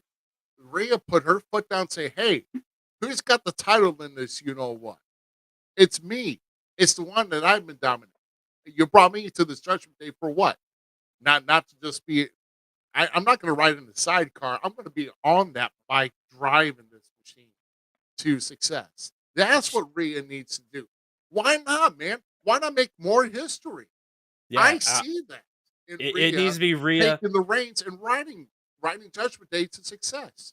and they need to stay together because everything they do, from Dominic being the scuzzy crybaby weasel of a character to Priest being this dominating force, Finn is just most times manic in some sense. Like, if they could bring back the demon character and really go into like a little bit more of that with the whole group, like there could be some really fun things with them. And I think they're like, once again, I like what Paul said at the press conference. I think what we're seeing is literally the bottom of the third of literally the new age of professional wrestling with WWE.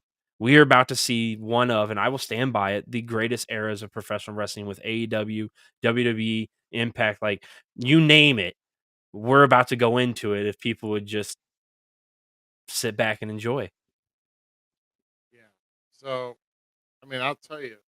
I'm going to put up here. We're not going to do these things. It's so late. And, I haven't had time, but we'll do go. But F and fly. but what about not only with this whole with WWE and everything else? Can we let's sidestep just a little bit away from SummerSlam? We'll come back. But what about Tony Khan's call out? Was that a legitimate call out over Twitter about his sales in All In, and that's in London? That's going to happen in 3 weeks. But let me just say this, okay? Can I not just say London is a hotbed for wrestling in general, okay? I want to tell Tony Khan, once you start selling out a stadium packed to the rafters, coming to see AEW, like 50, 60,000 people, then start talking your noise. You have to go overseas to a place where they die for great wrestling. I know how the fans of the UK are. I know how passionate they are. If there's anything of a good production, they're going to buy a ticket and go watch it, which is great. And it's Wembley Stadium. Who in London does not want to see a great wrestling event in Wembley Stadium? That's Hello? If I had the money right now, I'd be going to AEW right there. Not gonna lie. Bro, yeah, like I said, if there was another third competitor company, like if the ECW from the '90s went over there and put on a show, I that still want would to go see sell it. out. Okay, it would. But my point is that Tony Khan is like calling out Triple H, like, yeah, you said we can't sell tickets, yeah, but hello, you've got to go overseas to sell your tickets, and then what happens when you come back? People have been taking pictures of what your arena looks like before you go live. Okay, we had to move people to fit in front of like the hard camera and like some on the side. So what? You get weak houses. Hello, how about if you don't tape 7 hours of wrestling for one freaking show to air throughout the entire week? Maybe people don't want to freaking sit for like a long period of time in wrestling, right? Z, I mean, you were there.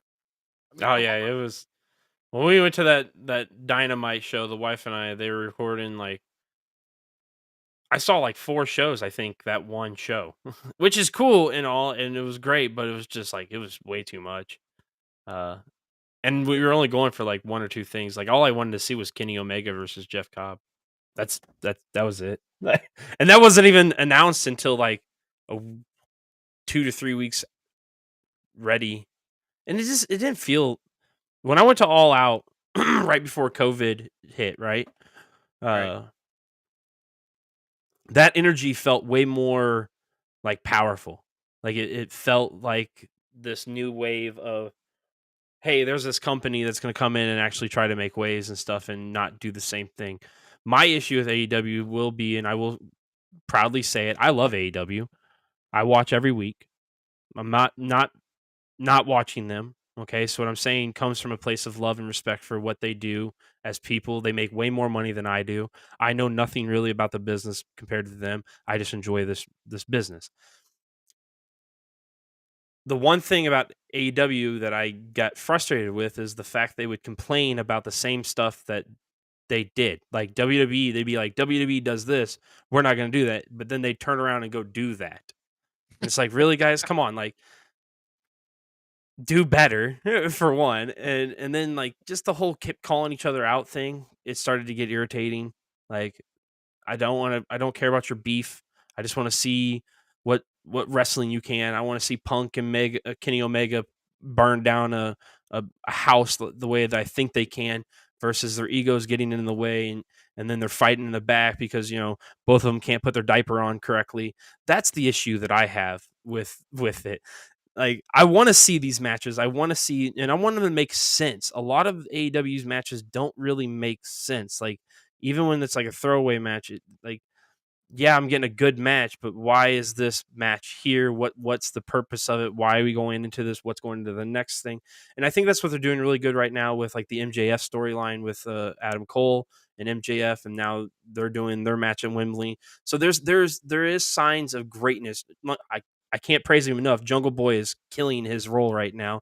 Christian Cage, to think that I'd be talking about Christian Cage being one of the greatest heels once again in professional wrestling. Like, he didn't just do it at Impact back in the day when it was TNA and he had Tomko with him. Now he's doing it with Luchasaurus and this whole new like style of his crappy weasel. Like, he's always been my favorite crybaby heel. Like, Christian Cage does the little weasel so well. Like, it's not funny how good you want to see him get smacked. Like, and it's a good thing. And so there's a bunch of good things going on there right now, but it's Wembley. Like, of course it's going to sell. Like, that's where I have the issue. And to have the balls to say it to the guy that literally went to the front door and knocked on another company. Yeah. I don't know if that was a good idea, but I would love to see it. I would love to see, I mean, I've said it before. I think the next step in professional wrestling, if there is another step, and if the ideal world for me is that WrestleMania becomes wrestling's Comic-Con. Like, that is the big payoff show, right? WWE can have one of the nights for themselves if they want to do. I don't care, because I believe they deserve that. Vince McMahon deserves that. What Triple H said in the press conference, SummerSlam was spot on. As much anger that I have from Vince sometimes about like booking decisions that he did in the past with people, he did a lot for professional wrestling, and it might not be here today if it wasn't for Vince McMahon. That's a real true statement to think about and comprehend. You know, roller derby was fun to watch. Triple H was right. So like, it could have been something else that was bigger than wrestling, but wrestling's what stuck.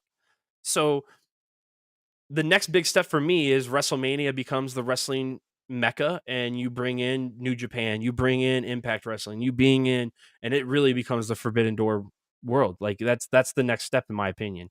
If the ideal world would be there, it's not going to be that way probably, but I think how cool that would be, dude. Well, first of all, before I go into my point, I think it was classic how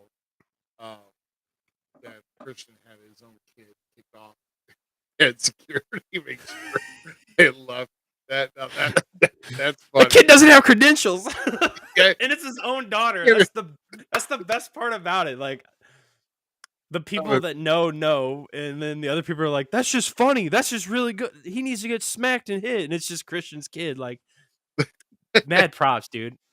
No, no, that was hilarious. But I know that what we would like, what we wish that would happen, I really don't see happening anytime soon. And the reason why is because WWE wants to focus on their brand and their product and what they can bring in, that what can draw, and and I would think that it's almost afraid that they would take a step back in their drawing if they had to drop. And I'm sorry I'm saying this, but if they drop down to AEW's level by accepting this whole confrontation thing, or if they decide to merge and bring stars in and they do something like that as Forbidden Door, like even being on the same show. But I know that you said that though they wouldn't be on the same show; they would just have their own show going back, going different night, different days, different times, whatever.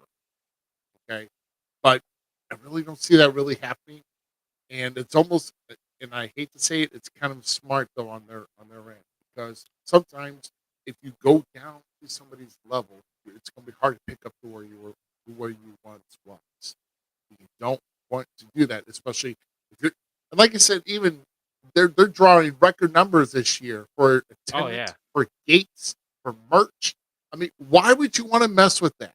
You don't want to mess with that. You got to keep, especially if these people are getting taken care of, especially with, hello, let's talk about the losses that WWE had to incur cutting jobs during COVID.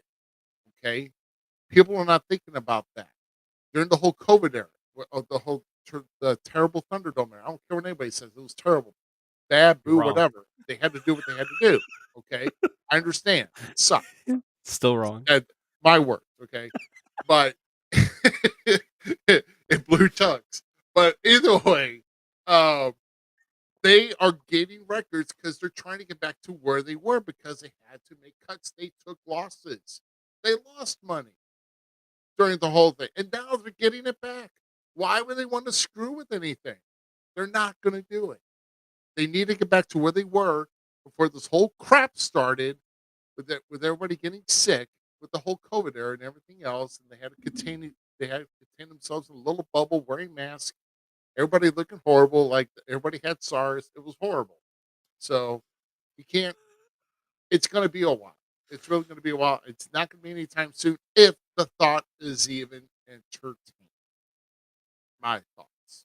I just said that's where I would vision the next step in, and it would go if there would be another step. I don't ever see that being a thing. It's that what if factor. What if they they let Shinsuke Nakamura go back and fight what's his name in Japan? Like, Oh yeah, Great Muda. yeah, Great Mood. I couldn't. Great I don't Muda's know one of why. the greatest of all time, though, and Muda's got No, mutual no, respect. yeah. That's understandable. Like, I'm not saying that, but like if they allow for that, there's that potential if AEW does everything right and starts like actually, you know, potentially that'd be there, man. I'm just saying, like, there's all Hell, these other cool stories that could be told now. why don't AEW take another dare step and give Ryback his retirement? Stop it. He blocked me again. Ryback's a chode. I'm being ironic. I'm being really sarcastic here, but I mean, nobody wants to see Skip Sheffield put on here and wrestle. He can call out everybody else. Like, he can call everybody else, make pop shots at everybody else. But like, as soon as somebody goes, "Hey, bro," nobody wants to see you. We're the bad guys. Like, like the majority of us don't care about you that much, my guy.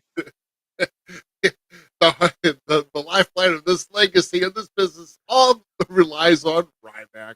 I will Nobody say ever this. said that. But I will say this as a health guy that I am, and I like to eat healthy and all that stuff, and like watch my macros, all that.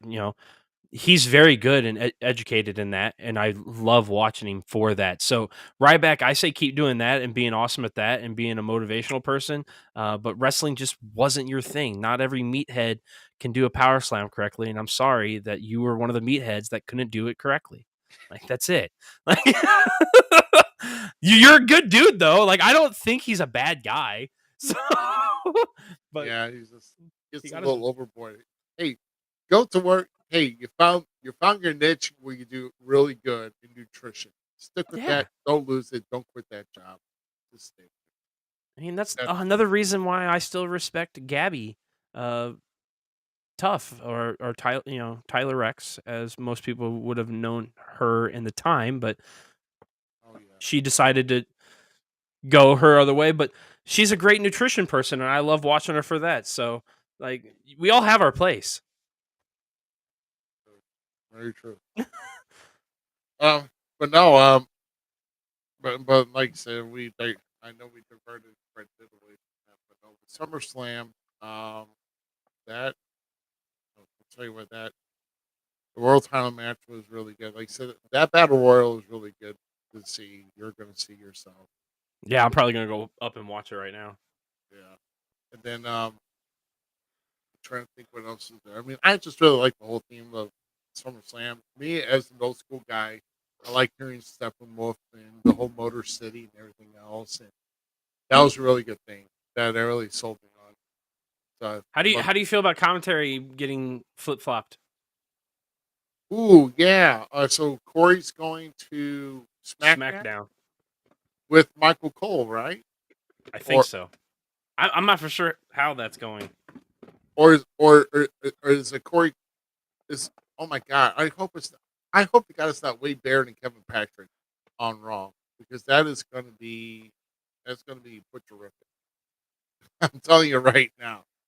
You need either probably Michael Cole would maybe. I don't know. It's just I don't know. We would have to see tomorrow night, but I know Kevin Patrick and Corey Graves were on Raw, and then Wade Barrett and Michael Cole were on SmackDown. So obviously, Okay, so Corey Graves and Kevin are moving to SmackDown, and Michael Cole and Wade Barrett are coming to Raw. Oh, so they're okay. just moving the teams. So they're moving the team. I thought we were like flip flopping. Like, well, I don't know. I think Wade and Michael Cole were doing really good on SmackDown. I think it really gave SmackDown its really flavor. So this is really a step up game for Kevin Patrick and. oh yeah, I mean Corey's good. Corey I don't Graves care. is gonna be good on SmackDown anyway. I don't care what anyone says. Corey Graves is a gift to the commentary table, and like that dude is so good. It's not funny at it. That's gonna be good. Yeah, I think they're gonna be really good. And last thing before we get out of here, did you hear the rumors about Big E? No, I keep hearing that he's not cleared again. I don't know. That's what I heard. Doctors are supposedly saying that he is not cleared. That is rumors on sites. That it's neither here nor I don't know the actual facts, but how do you feel if like Big E actually doesn't get a comeback? Would you want to see him come back in the commentator role or something? Big E needs to be in some type of role. Take Booker T's spot. He needs to be out there. I don't see him being at ringside, but but I think he needs to be at some point. I don't want to see him backstage taking one of the girls' jobs and doing a stupid interview, stupid spot promo interview, or whatever. No, leave that to Byron. Byron's doing a good job. Yeah, Byron does the second part. So Byron's good at that. So do that. So no, dude, for real, Byron Saxton reminds me of a young Coachman now, and I love it. Like he gives me Coachman. He get himself into the heel Coachman, then that would be awesome. Like Byron, yeah, dude. I see a young Coachman, and I want to see it happen. Big E, I would love to see him take Booker T's spot on commentary with Vic Joseph. Just saying. I think Get Booker big. He is gone through. He was good for a while, but he's just putting too much flavor and something. He's putting too much in. He's putting too much in the ball. I mean, I'm making like a traditional steak with seasonings. You're throwing Cajun, you're throwing Creole, you're throwing. I don't know. You're trying to make a jambalaya, bro. Stop. Just stop.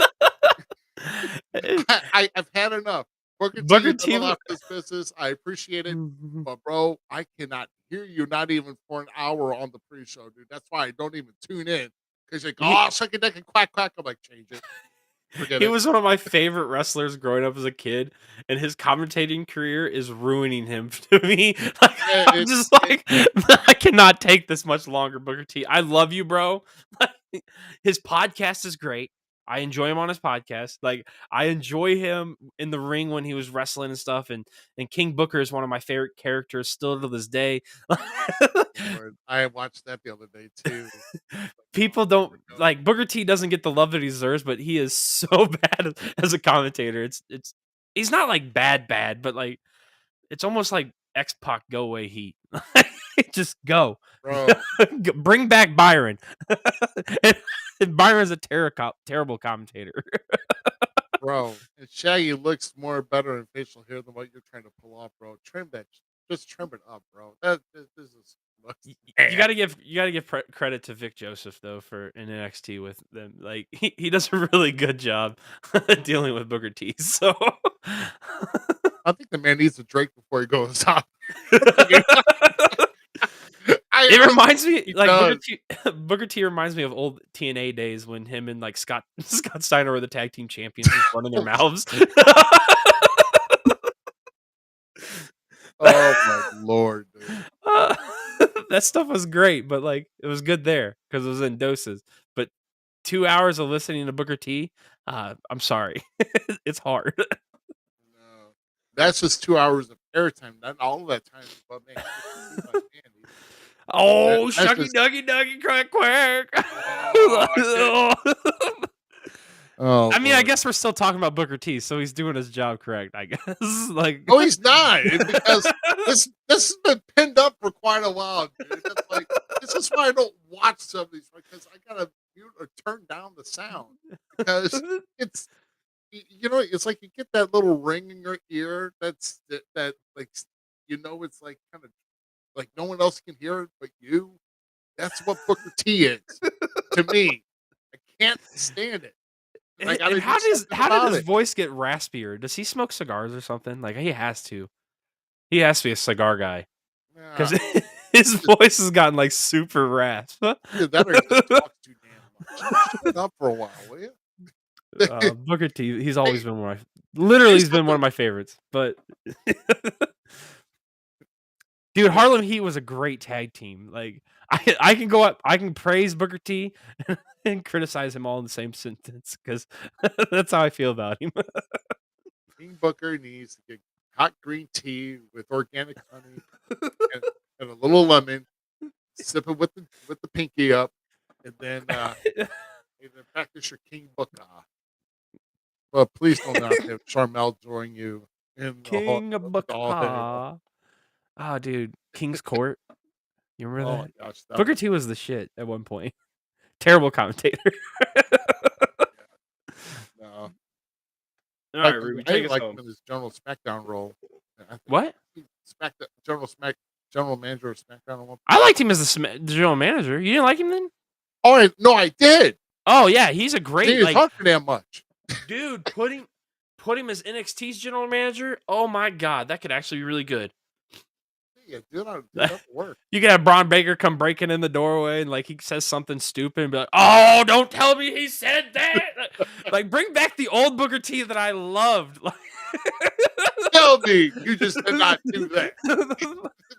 I don't want to hear Shucky Duggy quack quack. I want to hear the old Booker.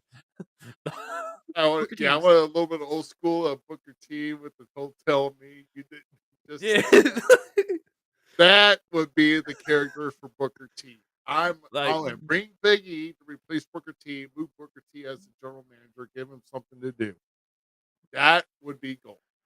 I think Booker T has his place still. Like I'm all for it, but no. Yeah, I do, but just commentary, no, bro, no. You're not. He'd make a great manager, I think, too. I feel like doing this. Stop it! Stop it!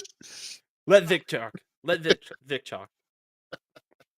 Oh my gosh, I really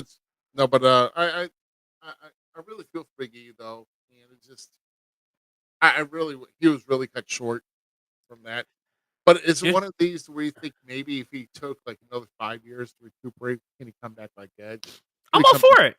Yeah, I'm all for it if that's the case. If he can, I hope rehabilitate. Like I really hope so. I really That hope was one of my favorite guys in NXT. Like, he's one of the reasons my buddy Clint, you know Clint, right? Loudmouth Clint.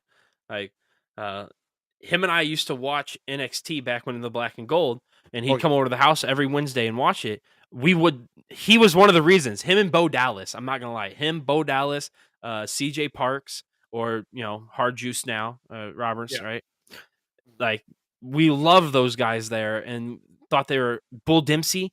Like, people don't give Bull Dempsey the like, if you could have brought back Simon Dean and put Simon Dean with Bull Dempsey and had him do the fit challenge stuff, like, oh my God, man, that would have been so good. But we're getting that character that I thought about for Bull Dempsey now with Otis and Chad Gable, who's doing it fabulously well. Like, so, and then you had Maxine, who's freaking awesome. I love Maxine's character. Yeah. It's what's her name was supposed to be, Russo's wife, or Oh, Lana. Lana. Yeah. But but as far as like just really quick, I'm really I could have thought. I mean, I knew that there was going to be a cash in at the Money to Make. I'm glad that EO did it, and I really hope. And then I didn't really realize Dakota Kai was been out for like a couple months with injury. Yeah, she got hurt. Yeah, then it's going to be well for her, and it's kind of cool that Bailey is in, and they kind of took to the win and everything else as a face. So do we see Damage Control going toward or more of a fan favorite now, or is it just more they were just caught up in the moment, then they're just going to go right back? Because I mean, right now you only got 2 members of Damage Control. So what is Bailey? I mean, Bailey's not going to go and backstab, try and get the title. I mean, I don't know how you go about that, because Bailey needs to be in a higher limelight, in my opinion, but I don't want to see Damage Control broke up yet either at the same time. Oh, no, like, no, I don't no. want to see them. So, like, how do you get Bailey to the next level with keeping EO consistently building up too? That's the quote. That's the key now for that storyline. And Bailey, if there's anyone that can carry a storyline from a female's perspective in the professional wrestling world, Bailey's your girl. Like that she's proven herself time in and time out, not only in a face role but a heel role. Like, she can do it and do it very well, to a point where you're either going to cheer bloody magic for her or you're going to boo her into oblivion because she pissed you off. Like, so if there's anyone to help EO tell the story, it's going to be her. I would love to see EO and Asuka like come back together. Man, So I don't know. I see EO and Asuka facing off. I almost see Asuka going back to more of a stronger heel role though, and then EO being more kind of a fan, being more towards the fans. Asuka not so much. Asuka's better. Asuka should be better right now because you know, Bianca was the transition. I don't know how much I'm seeing right now. We're calling right now Payback. It's going to be a triple threat. It's either going to be a triple threat or Asuka. It's going to be Asuka versus EO, or it's going to be the triple threat with Asuka, EO, and Bianca. I'd be up for a new scramble. We haven't seen a good championship scramble match. You have Charlotte, you have Asuka, you have EO, you have Bianca, and then you can throw Bailey in there as and have something very. Boy, you want to talk about the tempers and emotions flaring up with those 5 women in a match? Holy crap! It's really nice to see WWE like putting so much effort on so many women. Like, I'm not a big fan of her, but even Chauncey right now, like, you're giving me a actual storyline that I can get behind, like an actual reason for this character and this person and like all that kind of stuff. And she's going after Bailey and she shaved her head. Like, so they're doing a lot of rebuilding in their female division, it looks like. And it's this amazing thing via SmackDown. Now, Raw seems to be a little lackluster and just waiting on not Bianca, but Trish and Becky, and then whatever Rhea does. So we need to get some type of shakeup over there. But what they're doing on SmackDown, holy cow! I'm loving the women's division over there. They're really showing their stride, and then you have Chelsea and Sonya Deville as the tag team champions complaining about not getting their celebration. Like, dude, these women are putting in the work right now, and it is awesome to see. Yeah, it is. And like you said, the final thing, of course, we'll just retouch what we did at the beginning of the show. Roman Reigns, of course, coming away, and you getting too upset. You're like, screw it. That's it. You know, I understand you get Never watching again. Oh my God. There was I don't know. There's been like some like a viral some viral reels that like after when Roman beat Cody at WrestleMania, how people were getting pissed, like shouting and throwing stuff. When they're like up in the second mezzanine. But people still say Jay's not over enough, or Jay doesn't have it. Jay has the ability. Like the story's there. Jay could take the title at any time, and this has happened to be not the time, and it stunk. But this, I agree with Mr. Heyman. I agree 100% with Mr. Heyman. Here's the bigger question: Mm-hmm. Who joins on Jay's side? Because right now, it's he's what the bloodline considered the black sheep of the entire bloodline right now. Because he's the only one out. So does Jay get any help? Does Jay not get any help? If he doesn't get any help, are you sold that he's going to go through the bloodline just like that? I mean, I don't know. It almost seems that he does need a little help, though, but I just don't know where he's going to get it from. That's gonna be the question: is what is it gonna be? I'm ready to see like Rikishi. That's how like invested I'm in this story right now. I'm ready for the next layer to be pulled back. I'm ready for like Rikishi to come in and be like, I didn't choose you to Roman. Like, I didn't choose you. I'm not one of the elders that agree with you. You're and kind of going that way and doing that. I mean, I don't know, man. Everybody says like what GQ says about Cody can be said that he's going through the same steps as his dad and stuff.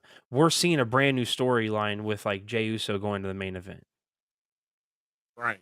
Like you're seeing something completely different compared, like having them separated. I don't think Cody needs to touch with Roman again until like vastly down the line. Yeah, we're talking way down. Like way down the line. Like Cody's champion over here doing a long run, right? Let's talk about that. Cody wins the World Heavyweight title from Seth. That's my prediction. That's how I really feel it will end up. I think Seth's going to have a couple more defenses, and then Cody's going to get it later on down the line. You have Cody win over here and then go for like this big long title reign again, right? And Cody starts building. Now Roman has a reason to come back and fight Cody. Roman could have already lost the title over here. So like that could already be gone, done. Roman's off doing his own thing, and now he wants, you're gonna break my streak? No, man, I'm gonna take you out. Like they could do that kind of storyline where he stops him, whatever. But like no, Cody does not need to touch Roman again, at least for another like 2 years. That's my opinion. And you just kind of wonder who is next besides Jay, because I don't think Jay's going to knock him off anytime soon. Honestly. Not yet. Obviously. Not yet, obviously. No. And you kind of wonder because they got to throw somebody else in the mix besides Jay. Who else is going to target Roman? Who else is left to target Roman? I mean, that's the real question. I don't know. And I don't know. We're getting to where history is, and come November of 2024, if he is still champion, he will then at that time surpass Hulk Hogan. As Hulk Hogan has 1,474 days to his credit as WWE champion, and on a single reign. So I don't have the exact count, but I know that it is. Like I said, it will be okay. So honestly, it's going to be October 2024. Now I'm thinking about it, like mid-October 2024. If Roman is not beaten for the title, he will surpass Hulk Hogan. It will move into number 3 all time on that list. So that's crazy. That's crazy to think about. But speaking of crazy, that we did, and I know we've been going for a while here, and I know we're chatting, and we appreciate whoever's left watching here. Of course, you can always catch the replay, whatever you missed here tonight. You missed the SummerSlam Trivia Showdown. You don't know anything about it, go back and watch it, and just see for yourself what went down. And by the way, we did not mention Gunther and Drew McIntyre. Did you get a chance to watch that? I was in and out of that match. I was trying to get the kids down for bed, so like it was in and out. But when I saw it, god dang, dude, keep giving me that. Keep giving me that. But he is. I think they said as of today, he's got 31 more days. Yeah, and he will then at that point surpass the Honky Tonk Man. So if he gets past Payback on his next defense and going past Raw, he will at that point after Labor Day, if he still has the title, he will then at some point throughout that week surpass the Honky Tonk Man as the longest reigning Intercontinental Champion of all time. There have been 182 Intercontinental Championship title changes in its history. I did my homework a little on that. So the first 10 years of the title being in existence, it only changed 14 times in its first 10 years. And after that, 14 times in the first 10 years? It only years? changed hands 14 times in the first 10 years of his existence. That's crazy. That's pretty crazy. So, but I know we'll never get this, but I would love if we could have got a Santino Marella moment with Gunther, because one of my favorite IC title things is when Santino Marella won it and was trying to break the honky tonk. Like, oh yeah, I've been champion for 12 weeks. Dude, that would think about what would that add to Gunther's character about Santino Marella making a mockery of the IC title and stuff, and making a mockery of the map, and be like, talking about his title reign, and then here's Gunther literally a month out from breaking. It'd be so good. Yeah, that was great. But who else is there for Gunther now? Oh, I don't know. I mean, there's got to be somebody. And like I said, I think we have to tune in the SmackDown to see what's. Well, for Raw anyway. Raw. That's what Gunther's at right now is Raw. So there could be anybody that'll come up and challenge him. I would love to see Brock. He hasn't had the title yet. I would love to see Brock. Oh my God! What? Brock versus Gunther. Thinking the same thing, bro. Oh, dude. Were we just thinking this right here?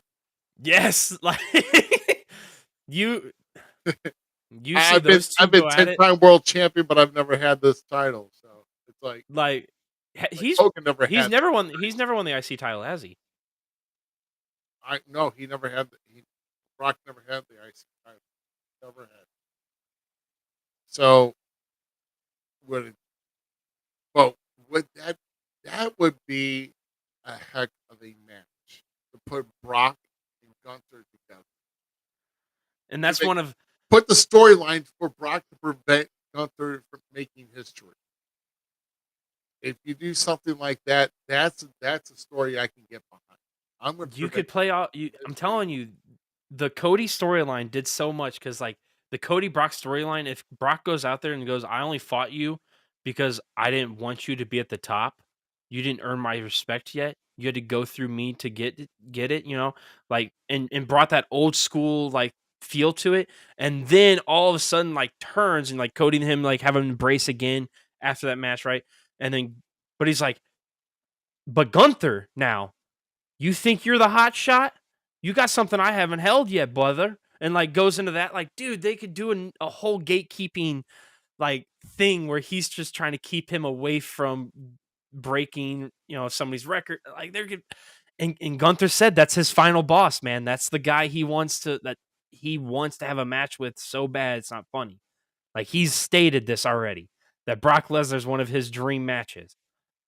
What if we get a Gunther promo tomorrow night and then you hear that you're getting the Brock's music come out in the middle of his promo?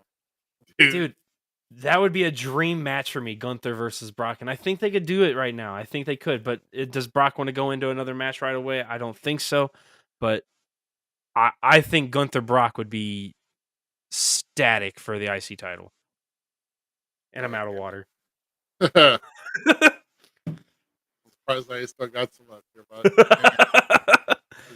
man, we've been talking a lot of great things here in the last from SummerSlam. SummerSlam was to me was one of the better SummerSlams that they've had in this. I don't know within the last 12 years, honestly, because one of the ones that I remembered so far in this century is from 2011, Cena and Punk when they both were WWE champion, and then the Nash coming out and screwing them with the jackknife, and here comes Alberto Del Rio coming in, cashing in, walks away with the title.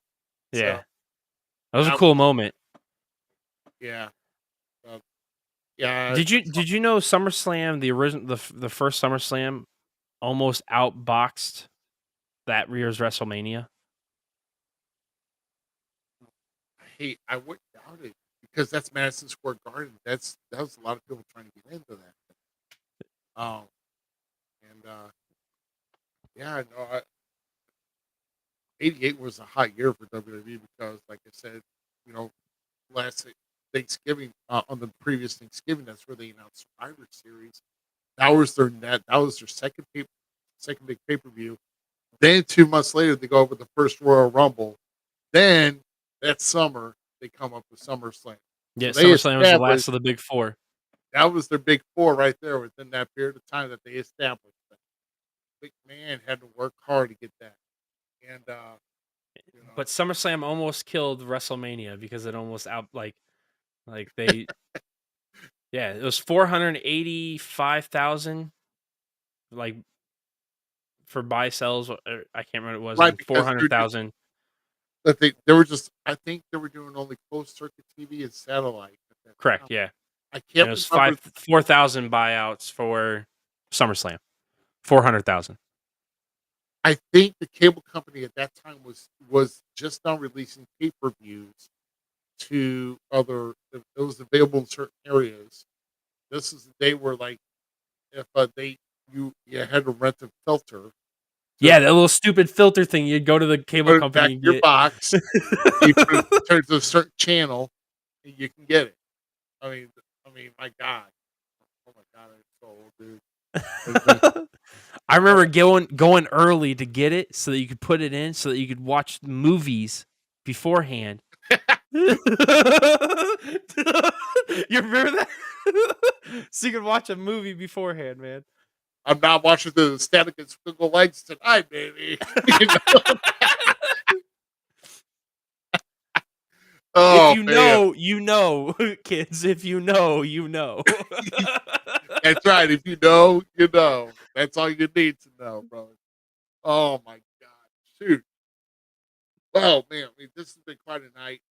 Really, kind of wish that we had a little bit more of a successful night. I know a lot. I kind of doubted, but hey, you know what? It's all in good fun, though. I shouldn't have doubted myself, and I should have taken GQ out in the first place and been in there with you because there was question. I'm like, I knew this question. I knew that question. I know, and I probably you did at least one with me too, because I know I kind of blew it on. Oh yeah, this one. 2019. Yeah, when he was.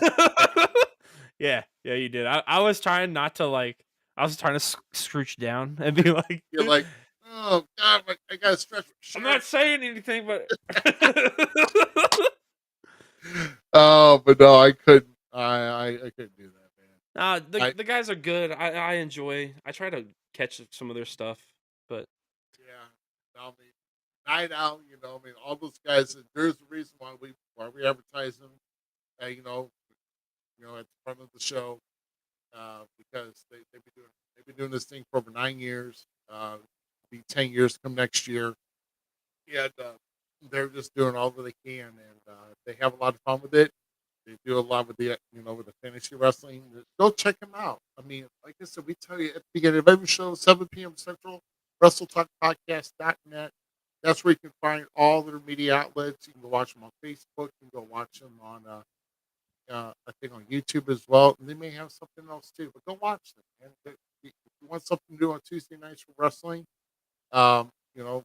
entertainment with entertaining podcasts like we do here, those guys have definitely got it, man. So go watch them on Tuesday nights.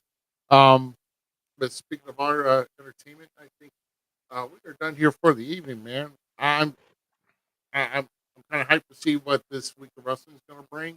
I don't know if you got any big plans for yourself this week. I'm pumped for wrestling. Like, I'm literally like ready to tune in to Raw tomorrow afternoon and watch it and enjoy it. And I gotta finish Collision tonight, so that's on my agenda. It's to finish Collision. Dude. Some of the Collision stuff going on, like, it's been pretty good, man. Like, Punk saying he's the real champion and stuff. Like, there's some pretty cool, nifty storylines that are showing their faces. And Punk's pulling this whole thing he did 12 years ago when he won the title and left. That's all right. That's all right. Now he's doing the whole shit again with the AEW. Hey, that's I all never right. lost my title for anybody. It's okay to recycle things. I know. Stop it, Ruby. I know, but it's just funny how he's doing it again 12 years later. It's funny as hell. But no, man. I didn't even think about that, to be honest with you, until you just said that. I hate you now. But he's working on my guy Ricky Starks, so that makes me happy. Yeah, I like Ricky.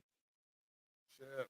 Yeah, so I mean, a lot of good things coming up with wrestling wise. Like you said, there's a lot of shows we announced at the beginning. Go back and look at a lot of shows coming up for the local scene. I've got plans to attend SICW. It's going to be Sunday, so see how that goes. And because Tito Santana will be in the building in Belleville, Illinois, for SICW on Saturday. That ought to be a treat. And I know for me, I mean, I know IEW is coming to 19th, and now you still have a good affiliation with them. And then, of course, for me, I know I definitely have action with ACW on August 26th. So, a lot of things coming up. It's still hot in these hot summer nights or hot summer days. It goes back to school in 15 days from today. It's not like I'm trying to have any countdown calendar, but it's my kid's freshman year in high school, dude. It's a major transition. It's a major transition. And I mean, we're going through a lot of things. But no, man, it's just trying to make sure that they have as much fun as they possibly can before they have to go back to school. So, sure. But any last thoughts before we get out, brother? Just enjoy wrestling, man. Like I said, and once again, Douglas O'Shea is a better commissioner than Larry Wolf will ever be, or thought he could be. So my vote is still there, and I got big plans. Just be ready. And this is one of my favorite shows because look at the number. Episode 111. Let the angel numbers be powerful. You guys have a good night. There you go. For the City Mouse Zmiz, I am Rough Cut Rick Ruby. Thank you very much. We'll be back here same time next week, same channel. And we'll let you know throughout the week who we're going to be having on the show. So have a good rest of your night. Enjoy your week. And we'll see you back here next Sunday night. Have a good one, guys.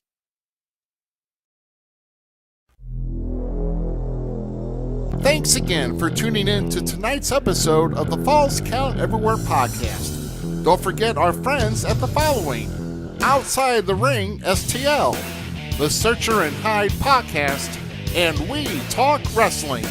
The Falls Count Everywhere podcast is an LTX Enterprises production.